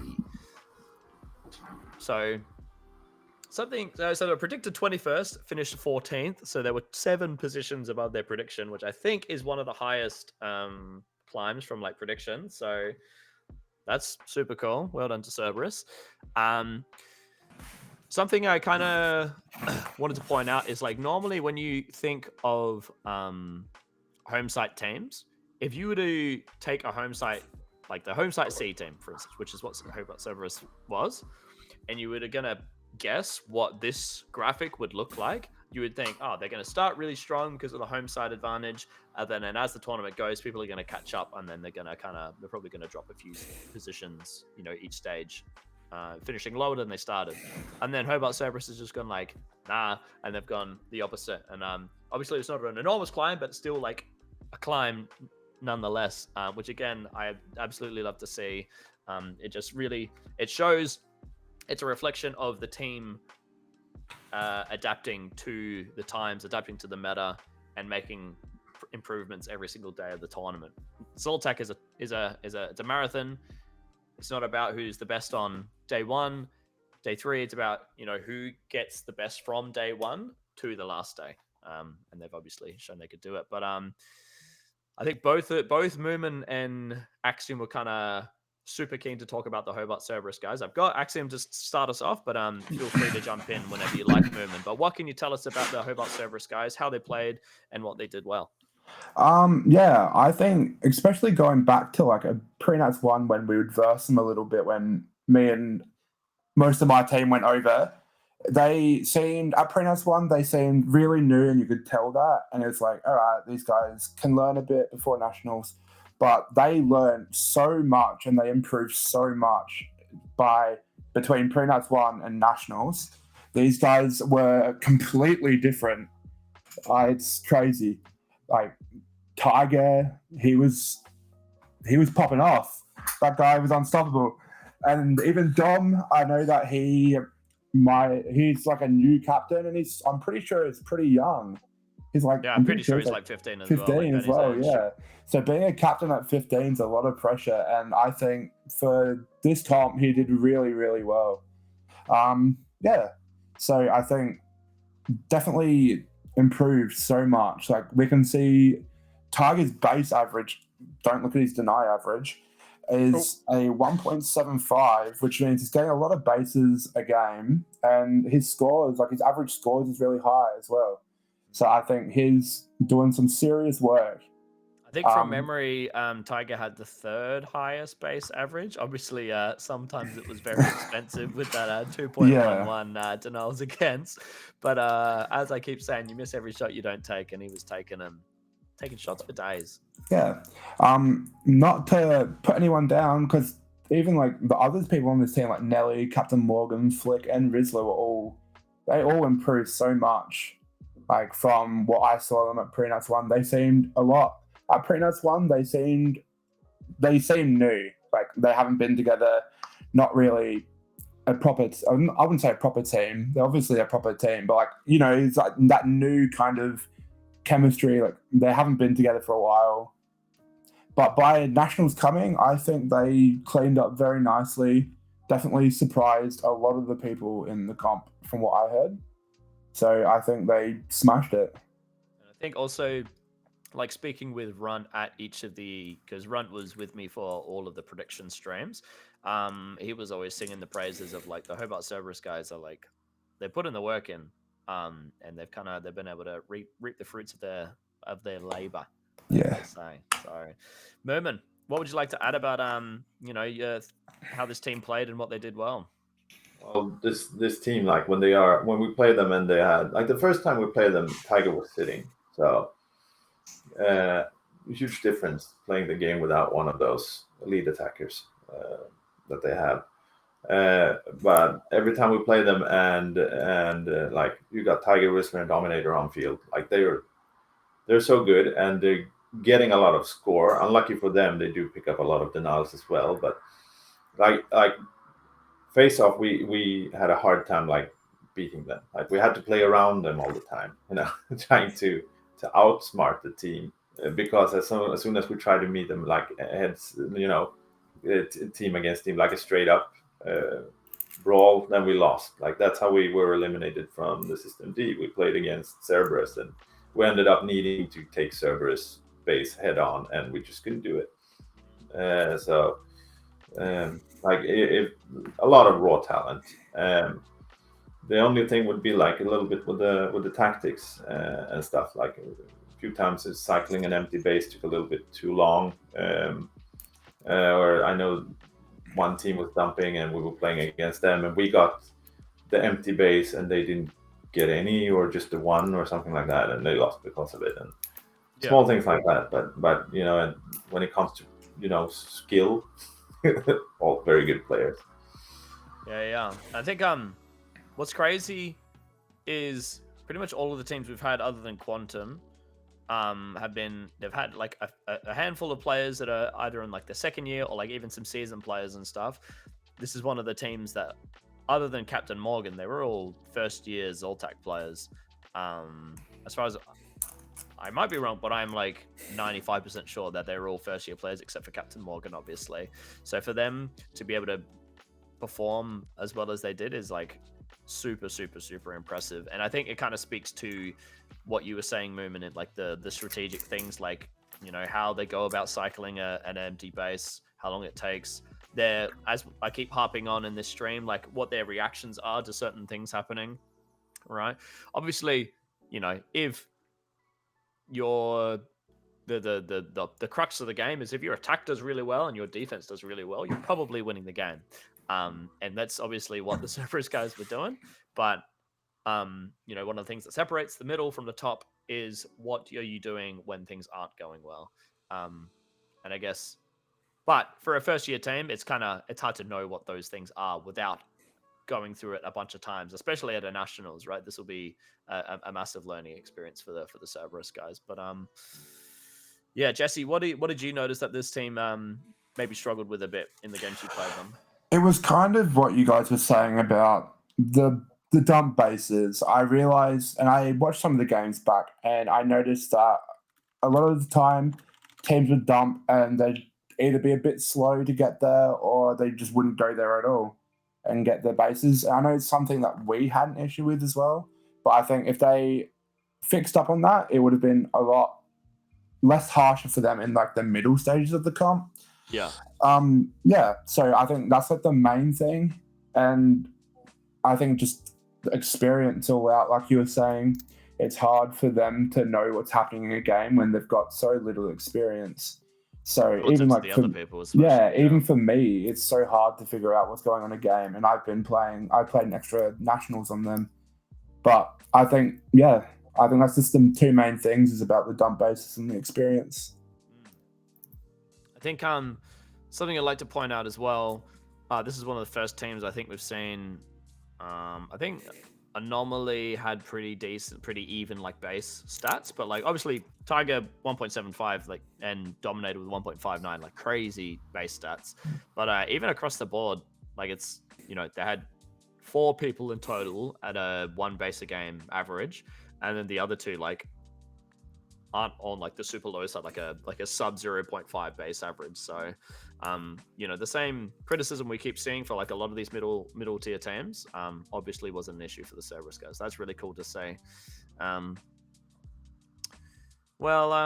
Yeah, I don't know, have you either of you got anything else you'd like to say about how Cerberus played strategically and things they did well or poorly, or shall we move on to our standout players? Well, something that somebody pointed out that's pretty smart is that it was led from the defense. Like the in-game leader was the defender instead of the attacker. Really? Yeah, I think Captain Morgan was in game leader, wasn't he? No, it was Dominator was the in-game leader. So He first was year in-game player, leader. 15 years old, in-game leader. And he's yeah. All right, fair enough. Okay, forget what I said. Yeah, I mean Captain Morgan's obviously he's been around for like a long time. I think he's been to every nationals I've been to. I'm not sure if he'd been to any before that, but he might have been making some calls from the defense, like like push up a bit, or like maybe we should do this. But as far as I'm aware, Dominator was their in-game leader. Yeah. Cool. Well, let's move on to our stand-up player. axioM, who's your stand-up player for the Hobart Cerberus team? I think since you're going on about doing a outside of game, not in game, kind of standout player. Let's go. If I'm gone from that, Dominator was so nice. He would even come up to me and just say, like, good game, guys. Like, you guys did super well, even in games that he weren't in with us. So I think he was by far so nice. So well-mannered as well for a 15-year-old. So it's good to see that he is well-mannered. But if we're talking about an in-game kind of perspective, it is hard to go past Tiger. He was smashing it. Had a killer tournament for Yeah. sure. Mumin, who's your pick, mate? Rizzler. Rizzler? I mean, Rizzler, yeah. Yep. Well, he's also, I don't know his age, but he's probably a young player as well, right? But he had a lot more discipline. I mean, Tiger and Dominator played really well, but if you look at the disciplinary sides, like not base denials, good tag ratio and all that, like Rizzler was, I thought it was harder for me to verse him than Dominator and Tiger in one sense, because he played really smart. Yeah. All three very good. Just want to say that, but yeah. I think I'm gonna give my shout out, my stand-up player, Captain Morgan. So Captain Morgan's a player that's been around for a long time.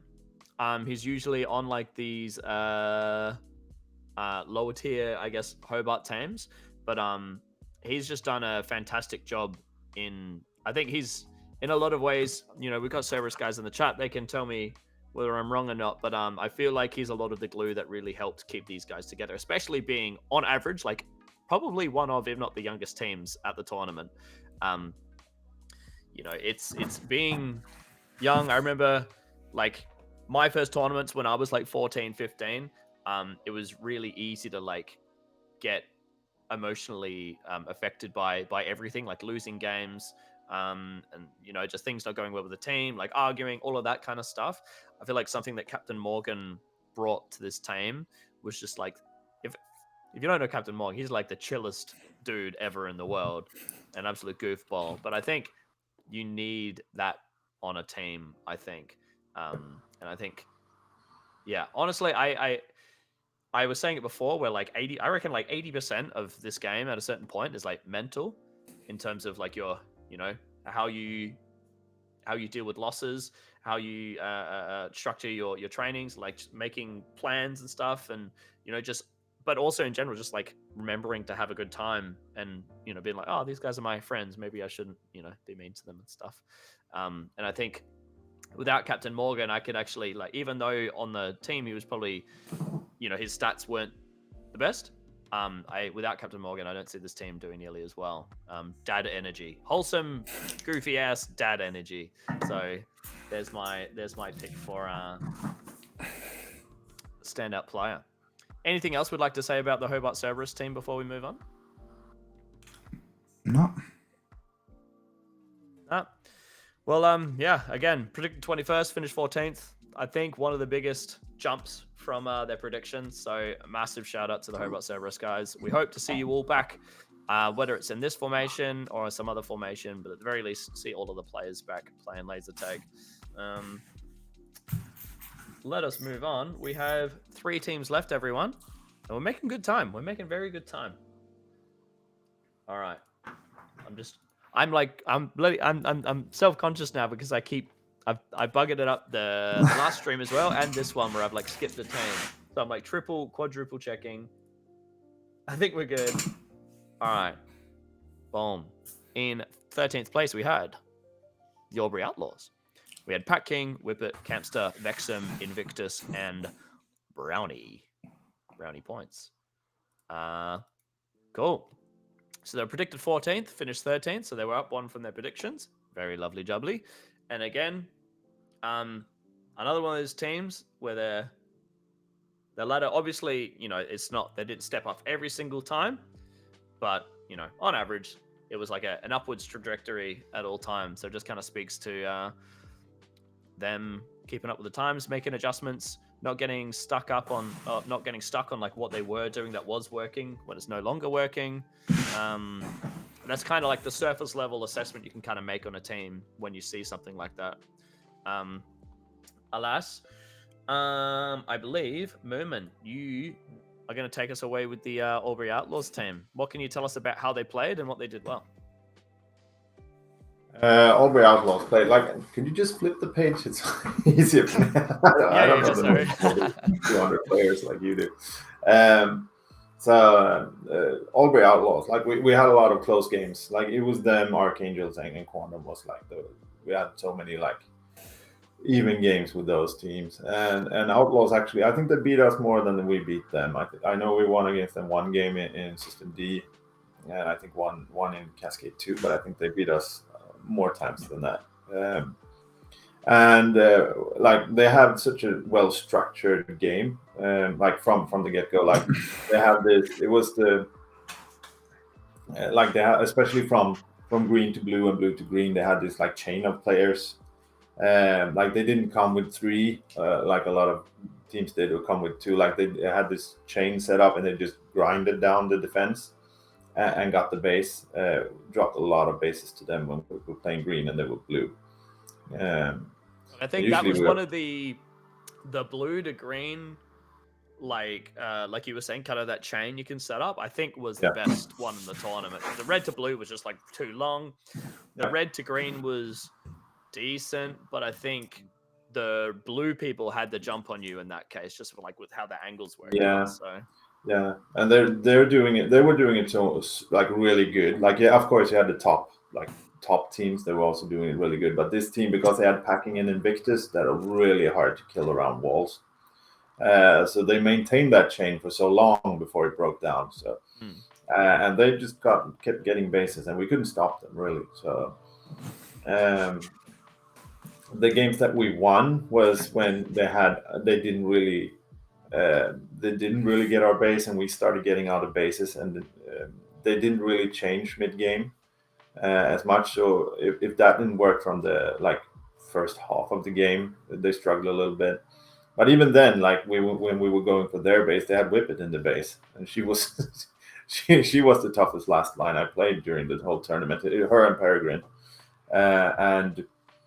I remember they were green and we were playing them, and Bambi was supposed to break into the base, and not that people were sniping him, he just couldn't get in, and he ended up getting the base, and the reason for that was because Whippet ran out of shots and had to go reload. Battle of attrition, mate. Battle of attrition. Yeah, I mean it's strong team, really strong team. A little bit when they were losing and they tried to adapt, then I felt like we really had them, because they couldn't really turn it around. But if they got the strong start, we couldn't catch up. It was really hard. So, yeah. axioM, have you got anything else to add in terms of how the team played and what they did well? I think it's roughly around the same. I think their mid play was very impressive. It was definitely being in that mid, kind of in the middle of the arena. It was very hard to work around their defense, because they'd be in a place where they could still, when we went to their base, they could still own us, but they're getting packed wherever they are. And it was so hard to get those players like Packing and Invictus out of those mid rolls. And then once you did, you ran into the base, and then you just get shot by Whippet, just crushing it on last line. Yeah. I think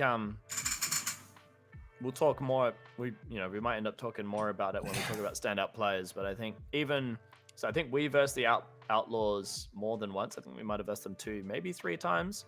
And out of all of the last lines at the tournament, Fuggan and I were the opening attack for Aftershock, and we usually have a third with us as well.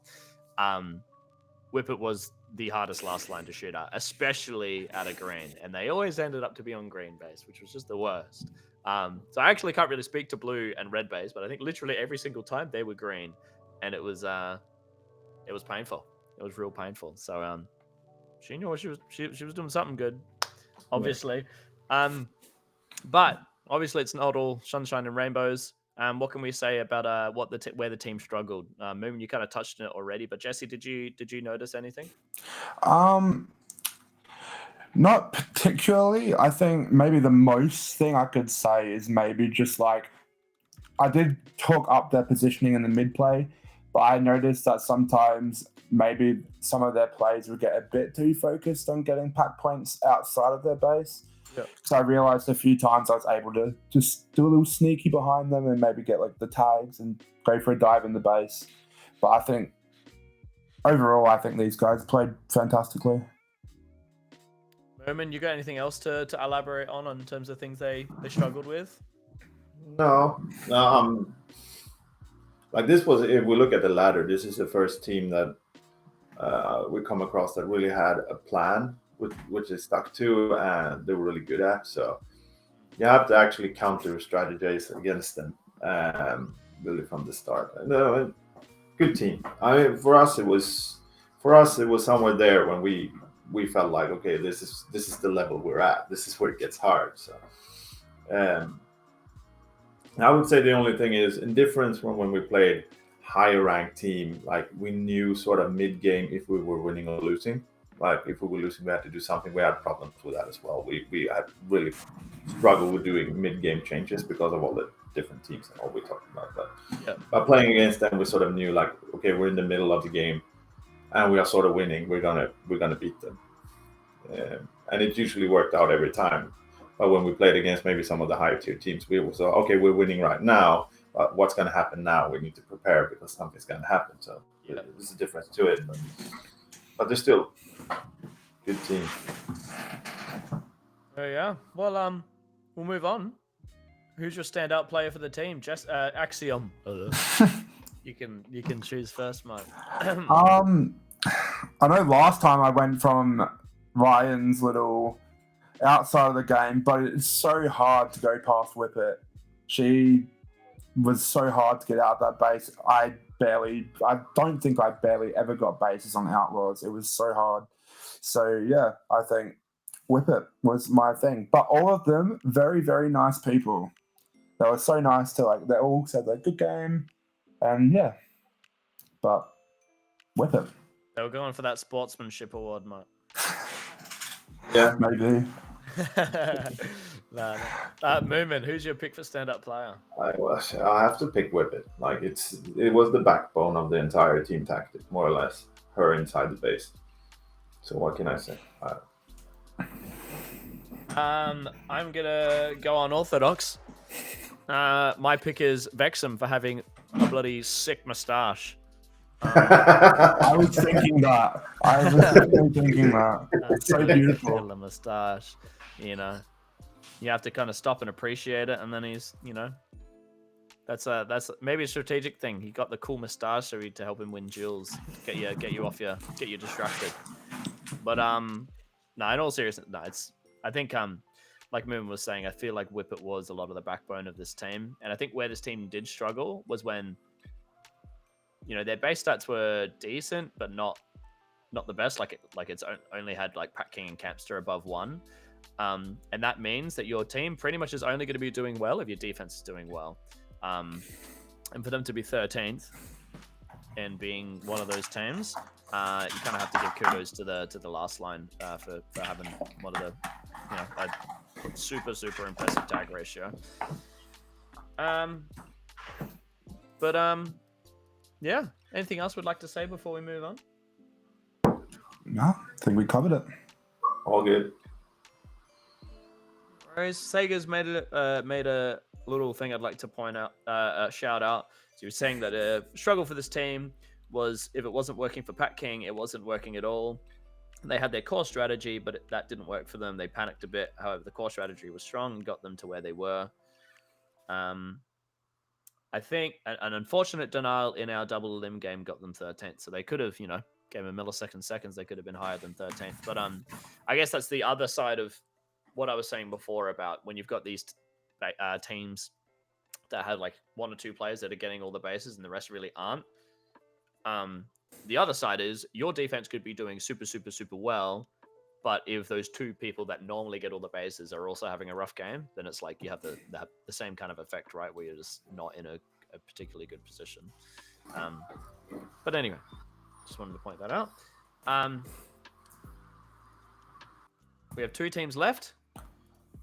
Moving on to our 12th place team, we have the Apex boys with the best player card pictures of the whole tournament.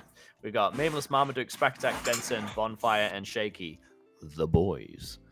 Let me transition. That was sloppy.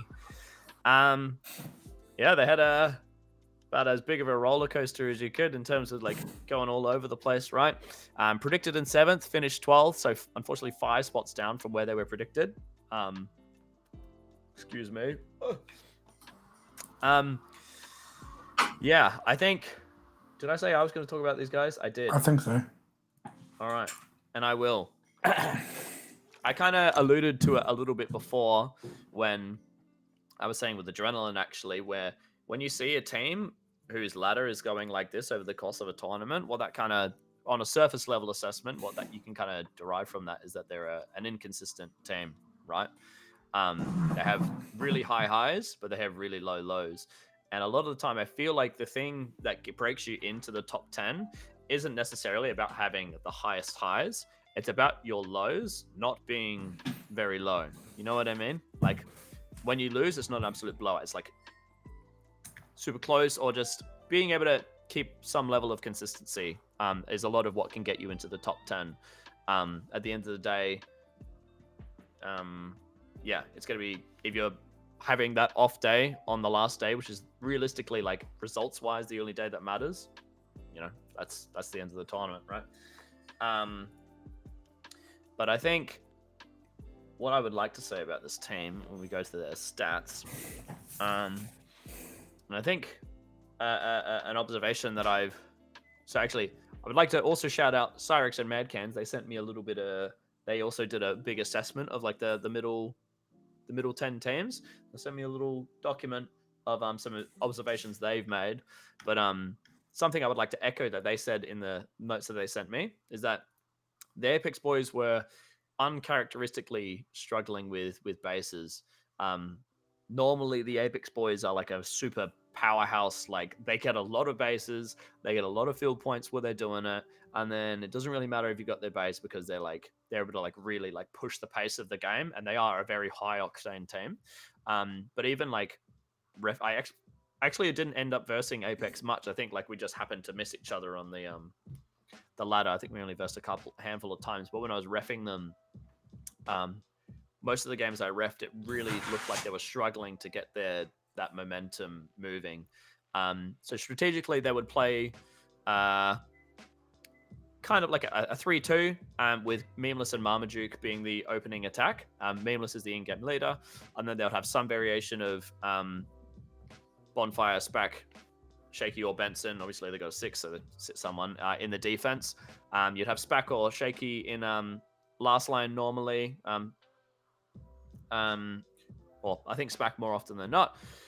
And then, yeah, Robin played, or Bonfire played more of an aggressive mid kind of position. So obviously crunching home when they're getting attacked, but also when you're not getting attacked, trying to open up as like a third attacker to help you get bases. But yeah, they just uncharacteristically were really, really struggling to consistently get into bases. Now, obviously, their base stats are across the board pretty good. Like Caleb with a 1.57 is crazy.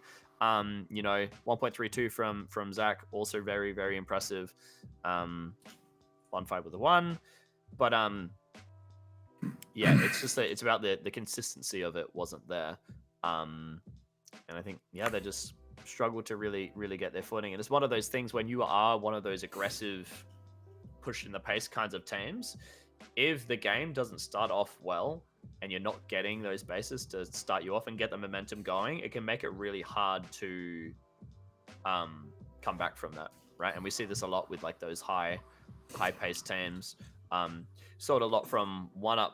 I don't know so much nowadays, but definitely I remember 2017 specifically.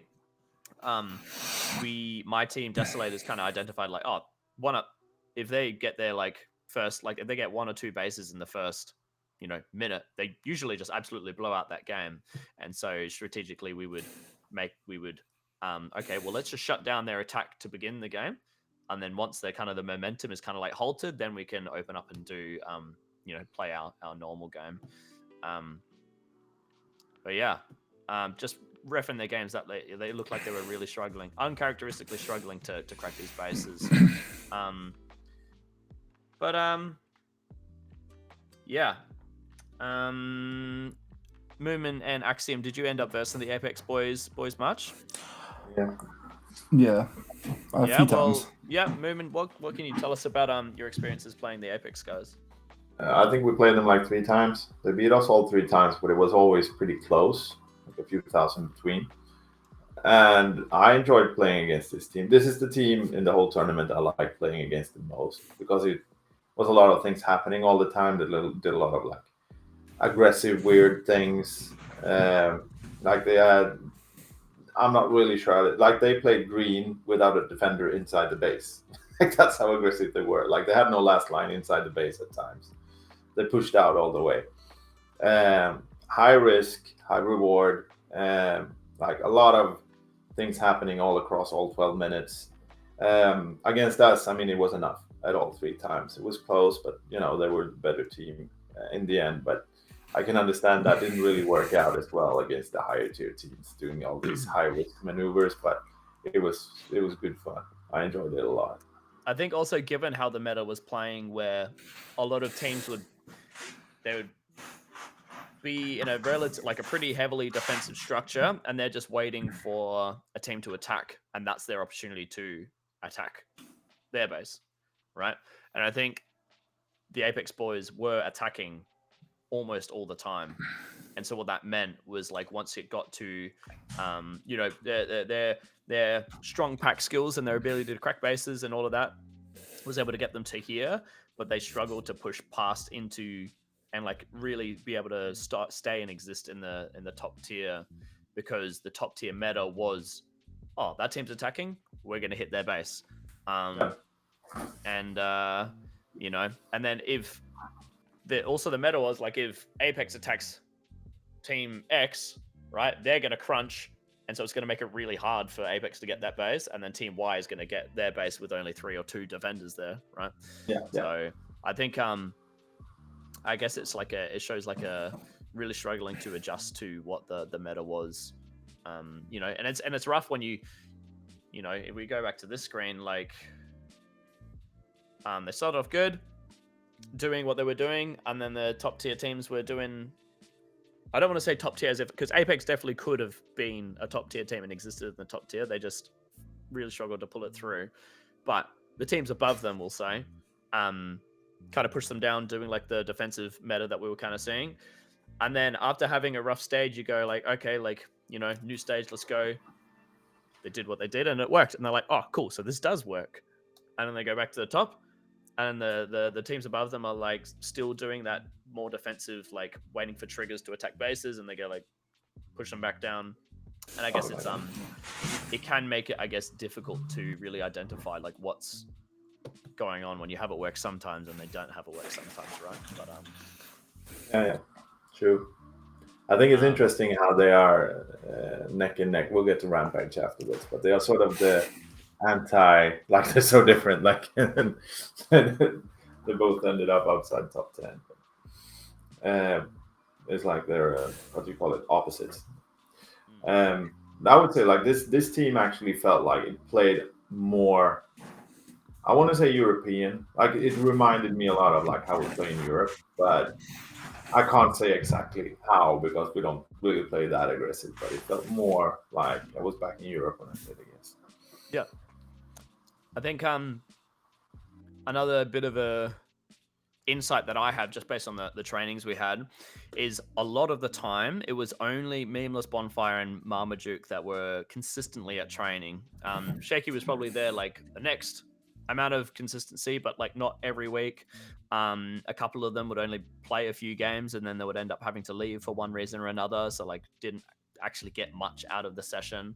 And then Benson is a super busy dude, so he really struggled to make the trek down. And then Spack as well, like his work takes him all across Australia for like long periods of time. Like, so it did make it hard for this team to really train as a cohesive unit, which could be, a bit of it. But I think, they've done that before in Bendigo and they've been able to get 5th place. So I think it's more about just the way the meta shaped out not really suiting them and them not really adjusting well to it, right? So,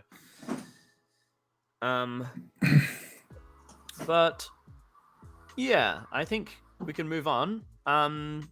I'll get you guys to pick your standout player for the team, and then I'll choose mine. But axioM, you can choose your standout first. Ooh, honestly, I love the dude. It can't go past Meaningless. Super nice dude, great captain. He's like at home in trainings, he's teaching you a lot, telling what you can do better. And then in game, he's making these decisions that I think can be right, can be wrong, but that's every captain.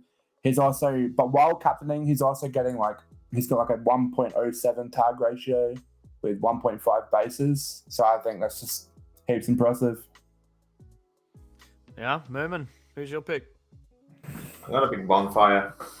We also had spent quite a few time outside the arena because him and Invalid are quite close, but really nice guy. And also it's very chilled, relaxed, really strong in game as well. He did. We versed them so many times in an empty blue. I don't know why, and they came out on top. And it was this game of psychology because they didn't take all of them five. They didn't cycle it, and we didn't cycle it. We were we'll come back later, let them have it, and they probably thought the same. And it was so many we lost games to them for trying to take an empty base, getting denied from some player randomly showing up, and it was. But Bonfire's good for that. Yeah, he's really yeah. It's he's got an instinct for it, and yep, good stuff, good fun. Yeah. Well, I'm gonna mirror axioM's pick with Meaningless because I think he ticks all the boxes. Obviously, his stats, got denied quite a bit, but overall, some very, very, very strong stats from the in-game leader and lead attacker. But I think, again, I've said a few times, more importantly, I think Meaningless is really a big part of keeping this team in check, keeping the team together. You'll be hard pressed to find him being a Debbie Downer, being a negative Nancy. He's always trying to be optimistic, uplifting, and just well mannered and yeah, does a good job leading this team. Yeah, I don't know. I guess we'll shout out Spack Attack as well. He actually, I think, had a really strong tournament. Outside of everything, I think he actually performed really well, which was singularly impressive because he's had some problems with his knees, but I think he's been able to kind of overcome that a bit. So Lowlands was kind of saying in the chat it was a bit of a speed demon, and he is super fast dude. So I'm glad he was able to really be able to put the pace on, and his knees not give him too hard of a time. But two, the guy barely trained at all, and he just came and just had a he had some absolute monster games, and I think he was probably one of the more consistent players on the team as well, performance wise. But yeah, my pick is definitely Meaningless. So well done. He's in the chat. Love you, bro. Any last things we want to say about the Apex guys before we move on? Maybe some points of improvement for leading into next nationals, provided they stay together in some iteration. I don't think it's a point of improvement, but I'm so surprised that they didn't what we call in Adelaide pain train more, but I know other states call it a bounce dump. So in Bendigo, we saw them do the bounce dump pain train strat a lot, and it worked for them, and they climbed to 5th to it. Literally, I think every game they'd I remember watching them in Bendigo, it'd start really rough, and then they pain train and just win. So I was really surprised to see that they didn't do that as much this year, especially in a smaller maze like Hobart is. Yeah. I think that was actually in the notes that Madcans and Cyrix has, that we were surprised because it was working in Hobart as well. A lot of teams were having. I'm pretty sure Spartans got into the grand final using a bounce dump or pain train, as we call it, Adelaide strategy. So I was surprised we didn't see more of it from them, but who knows? Who knows what that was? But Mumin, what would you like to see from the Apex boys moving forward? It felt like, I'm speculating, but it felt like they wanted the game meta to be a certain way, and it just wasn't. You know what I mean?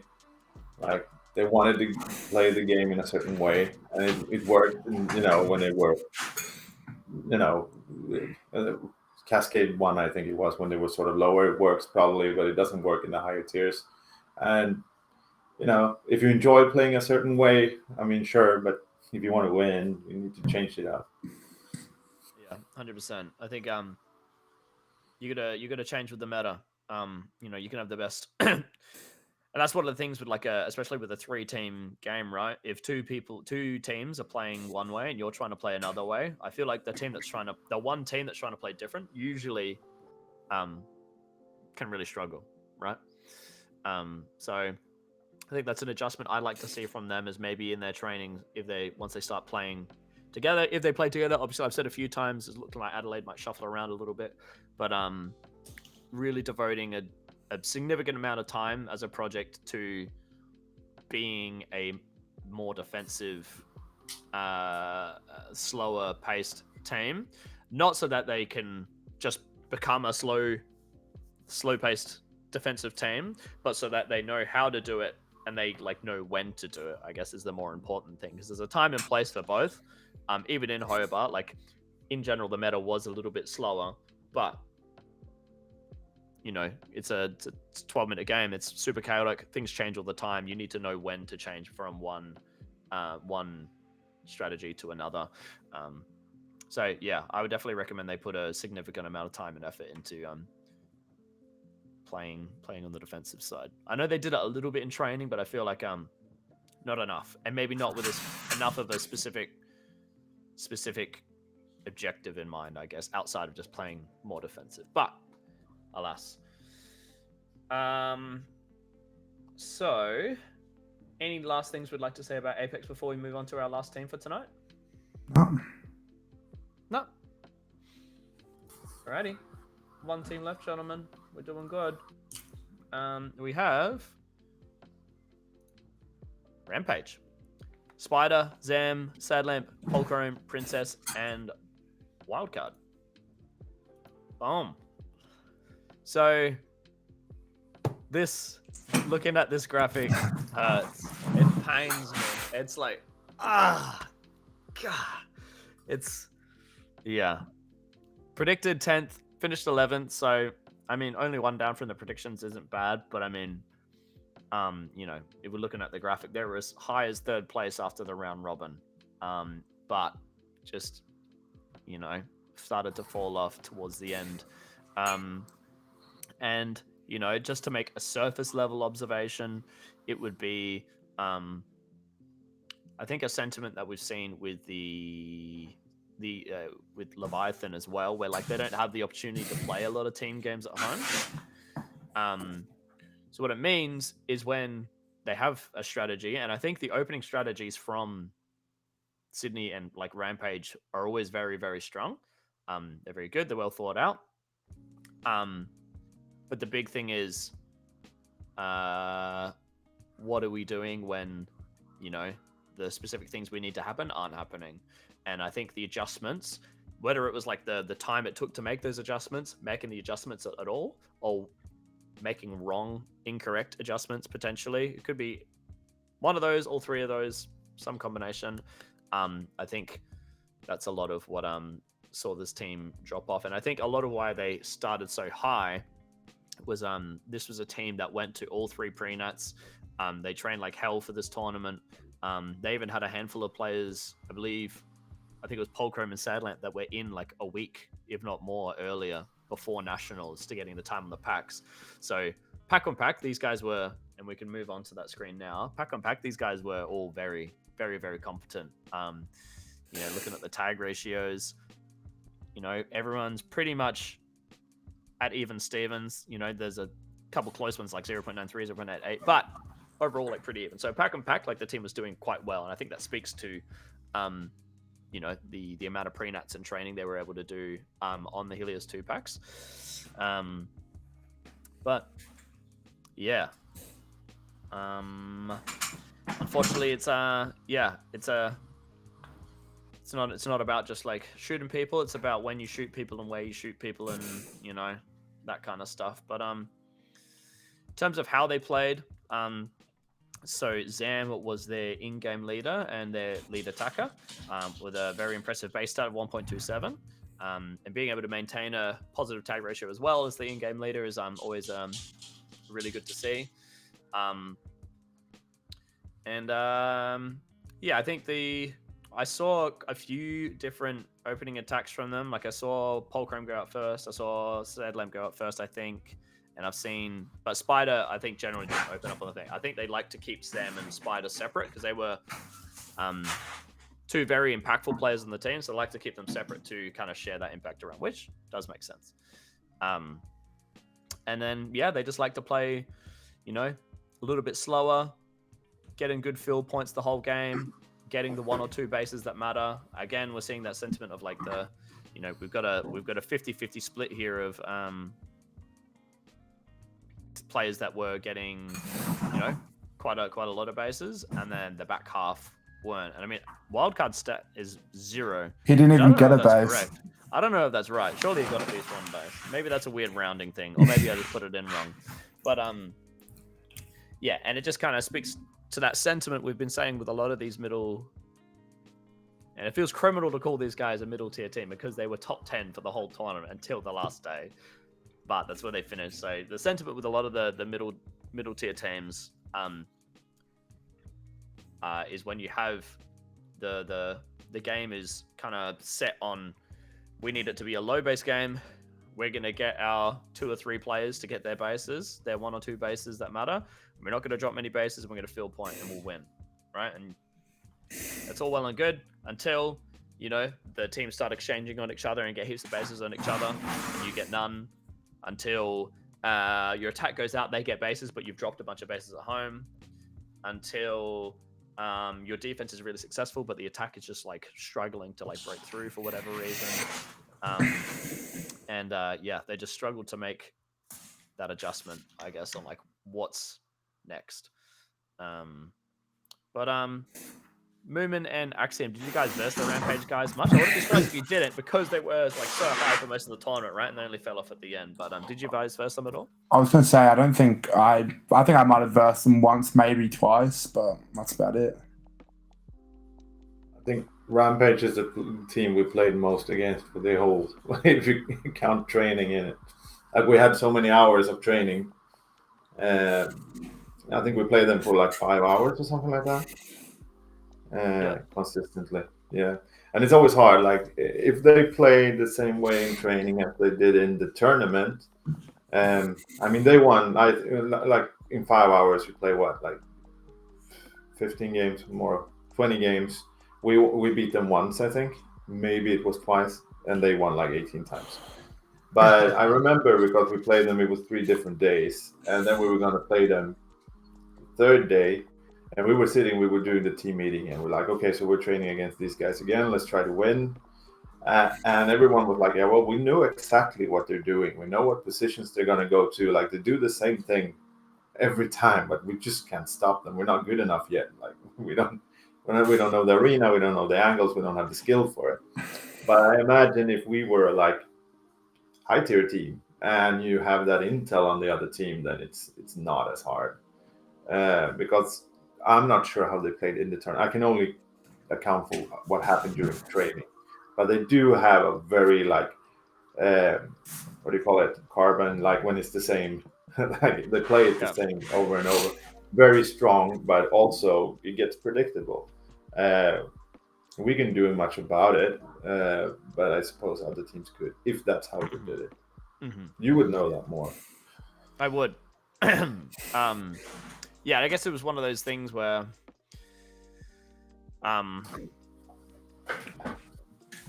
yeah, if you can force the game into a state where like, so I think in the games that we versed them, Aftershock put a lot of concerted effort into like really rounding out everyone being able to do everything. Obviously we got our strong starts, but I think in a lot of the games that we did win against them, it would be like we'd be getting, 3 or 4 people on our team had bases, and then there might only be like 1 or 2 of them had bases, and then like we're now in the driver's seat, and we can kind of like play around what they were doing. And I think that's generally how like we won our games against them. But I think a few people in the chat are maybe talking a little bit like maybe it was like a mental problem. So I mean, if we go back, right? So from like your perspective, you're on the Rampage team. You're a team that's predicted 10th, round robin. You're sitting in 3rd place. If you stay where you are, you're going to be in the grand final, your first grand final, right? And you're like wiping the floor with everyone. That's like super exciting. And then from round 1 to Cascade 1, you drop a couple positions because the teams around you, like they probably had the most time in the arena outside of the home teams, right? Other teams are starting to catch up a bit. It's like it's okay, like other teams are catching up. We'll be able to make adjustments off their adjustments, whatever. And then you're going from Cascade 1 to Cascade 2, and you drop 2 spots again. And it's like I could totally, like, if I was on that team as well, going from 3rd down to what is that? That's 7th, like dropping 2 positions every stage. That can start. It gets hard for that not to be playing on your mental, right? And I wasn't, again, like Mumin was kind of saying before, I wasn't in any of their team chats. I actually didn't see a lot of their interactions outside of the arena, but it'd get very difficult for things to not get like, upsetting and tense and all of that.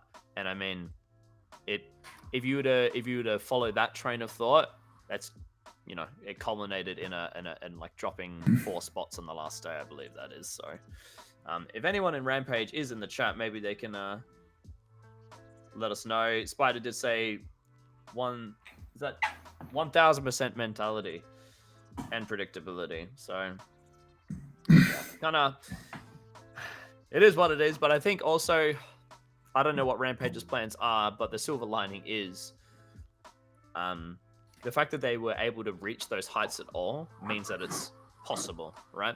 I think being like on the teams that are like trying to come up, it's very easy to put the teams above you on a pedestal, and like they're in like this unreachable, like, oh, it's like this team, like they're just so good, we just can't beat them.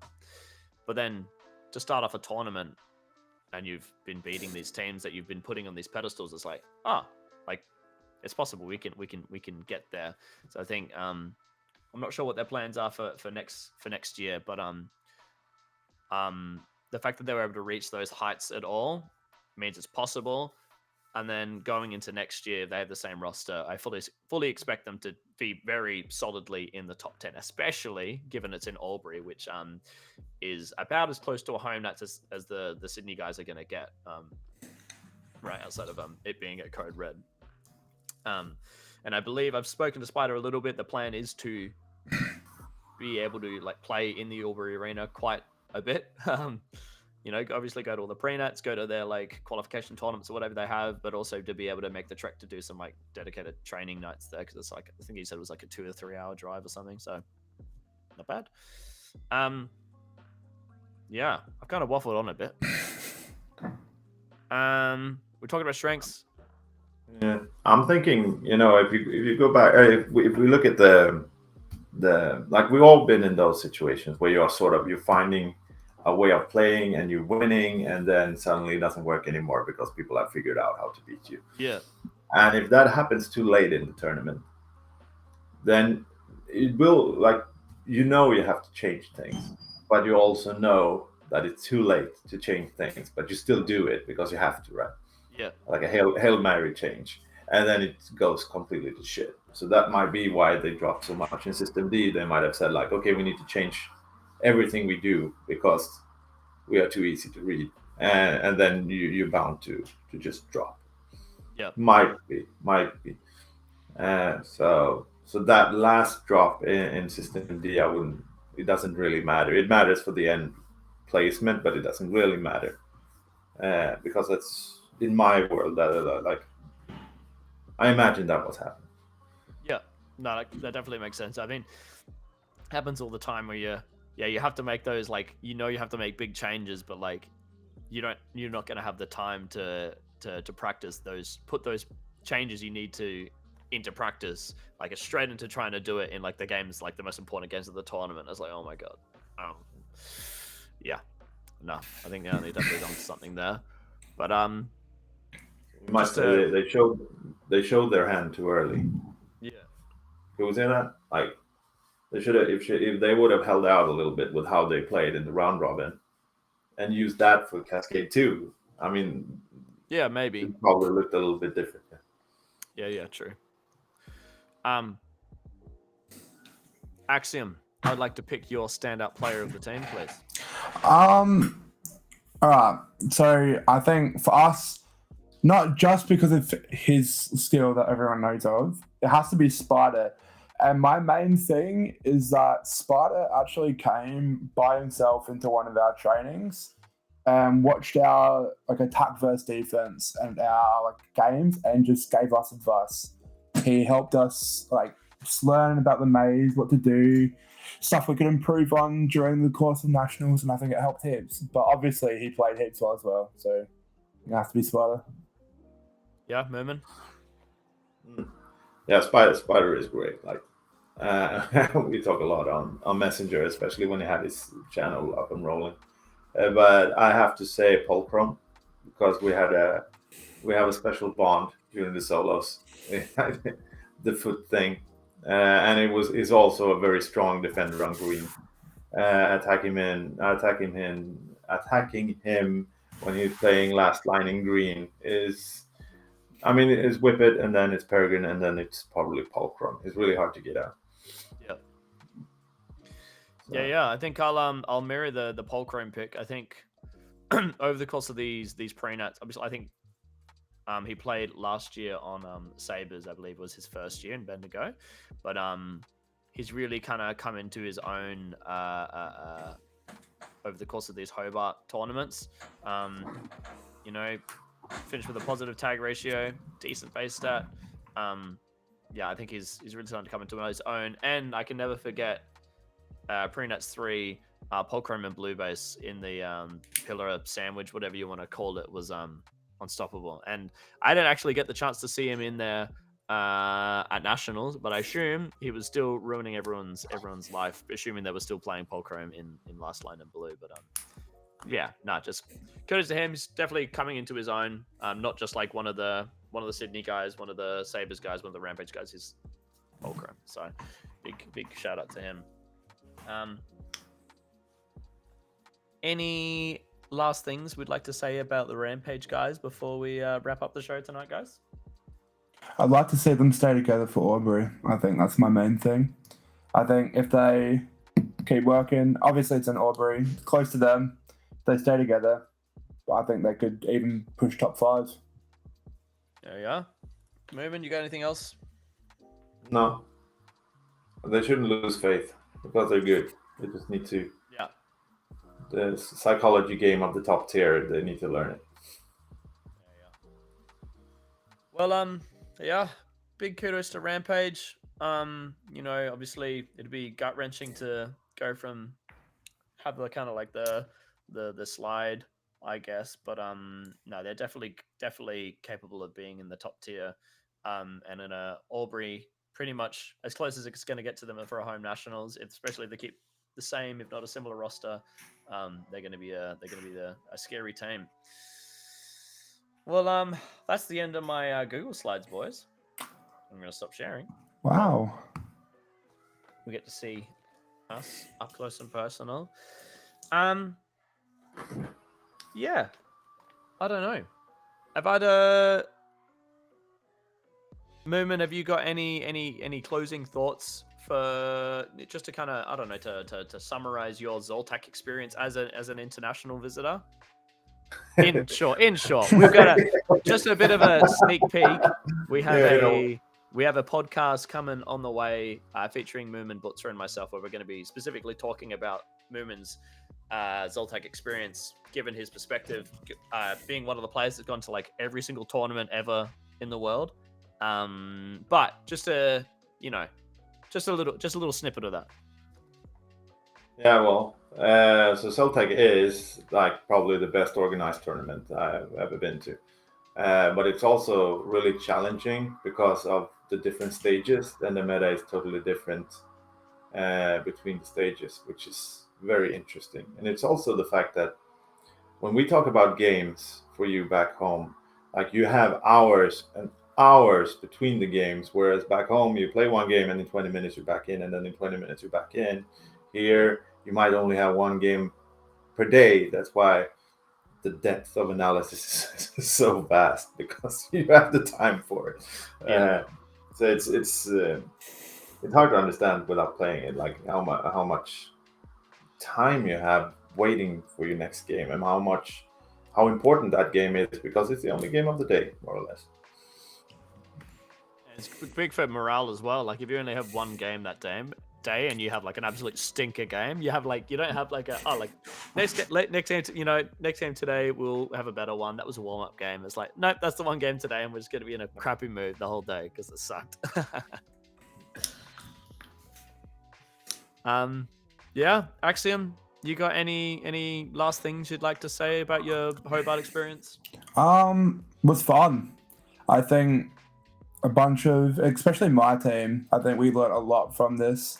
I think each part of the competition was very defined. So there was like, I've been saying this a lot to like Holmes and everyone else. I think the competition had like defined areas with teams, like a defined like mid tier, high tier, like obviously like the lower tier.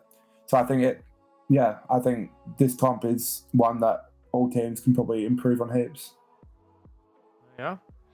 Cool. Well, that wraps it up, ladies and gentlemen, everyone. Thank you very much for joining us. Before we finish, Mumin and axioM, don't look at the time, but I'd like you both to make a guess on how long we've been running for. 2 hours and 45 minutes. Okay, 2:30. That's my guess. 2 hours 30 minutes from Mumin. Yeah, we were at 2 hours 36 minutes. So Mumin's got the wins the brownie points today. Can't have that. Seriously, thank you very much, Mumin and axioM, for joining me. It's been a pleasure breaking down this middle 10 teams. Thank you very much for your insights and taking the time out of your morning/night to join me. Thank you to everyone in the chat. It's cool to see people engaged and having a good time, having a laugh. So next stream, the top 10 stream will be, I believe, next Sunday. Same time, like this 7 p.m. time start for me. So it'll be whatever the start time was today. It'll be the same. It's just going to be on Sunday next week instead. And that one I'm going to be joined by Butzer and Runt to break down our top 10 teams and finish up our kind of our wrap up of the whole ZLTAC experience, I guess. So once again, big thanks to ZLTAC for actually allowing for this LSA ZLTAC kind of sponsorship collaboration thing, whatever you want to call it. We haven't picked a word for it yet. Being able to work with Whamfox and just like the whole media team in terms of all of the player cards, getting all the stats together, the logos, the cool like transition things that come up, everything. It's an honor to be able to be a part of that and provide an experience for you guys, the community. But yeah, I think that's all I have to say. We'll see you in the next stream next week. See you later, Mumin. See you, axioM. Bye. Salute. Bye-bye. Bye.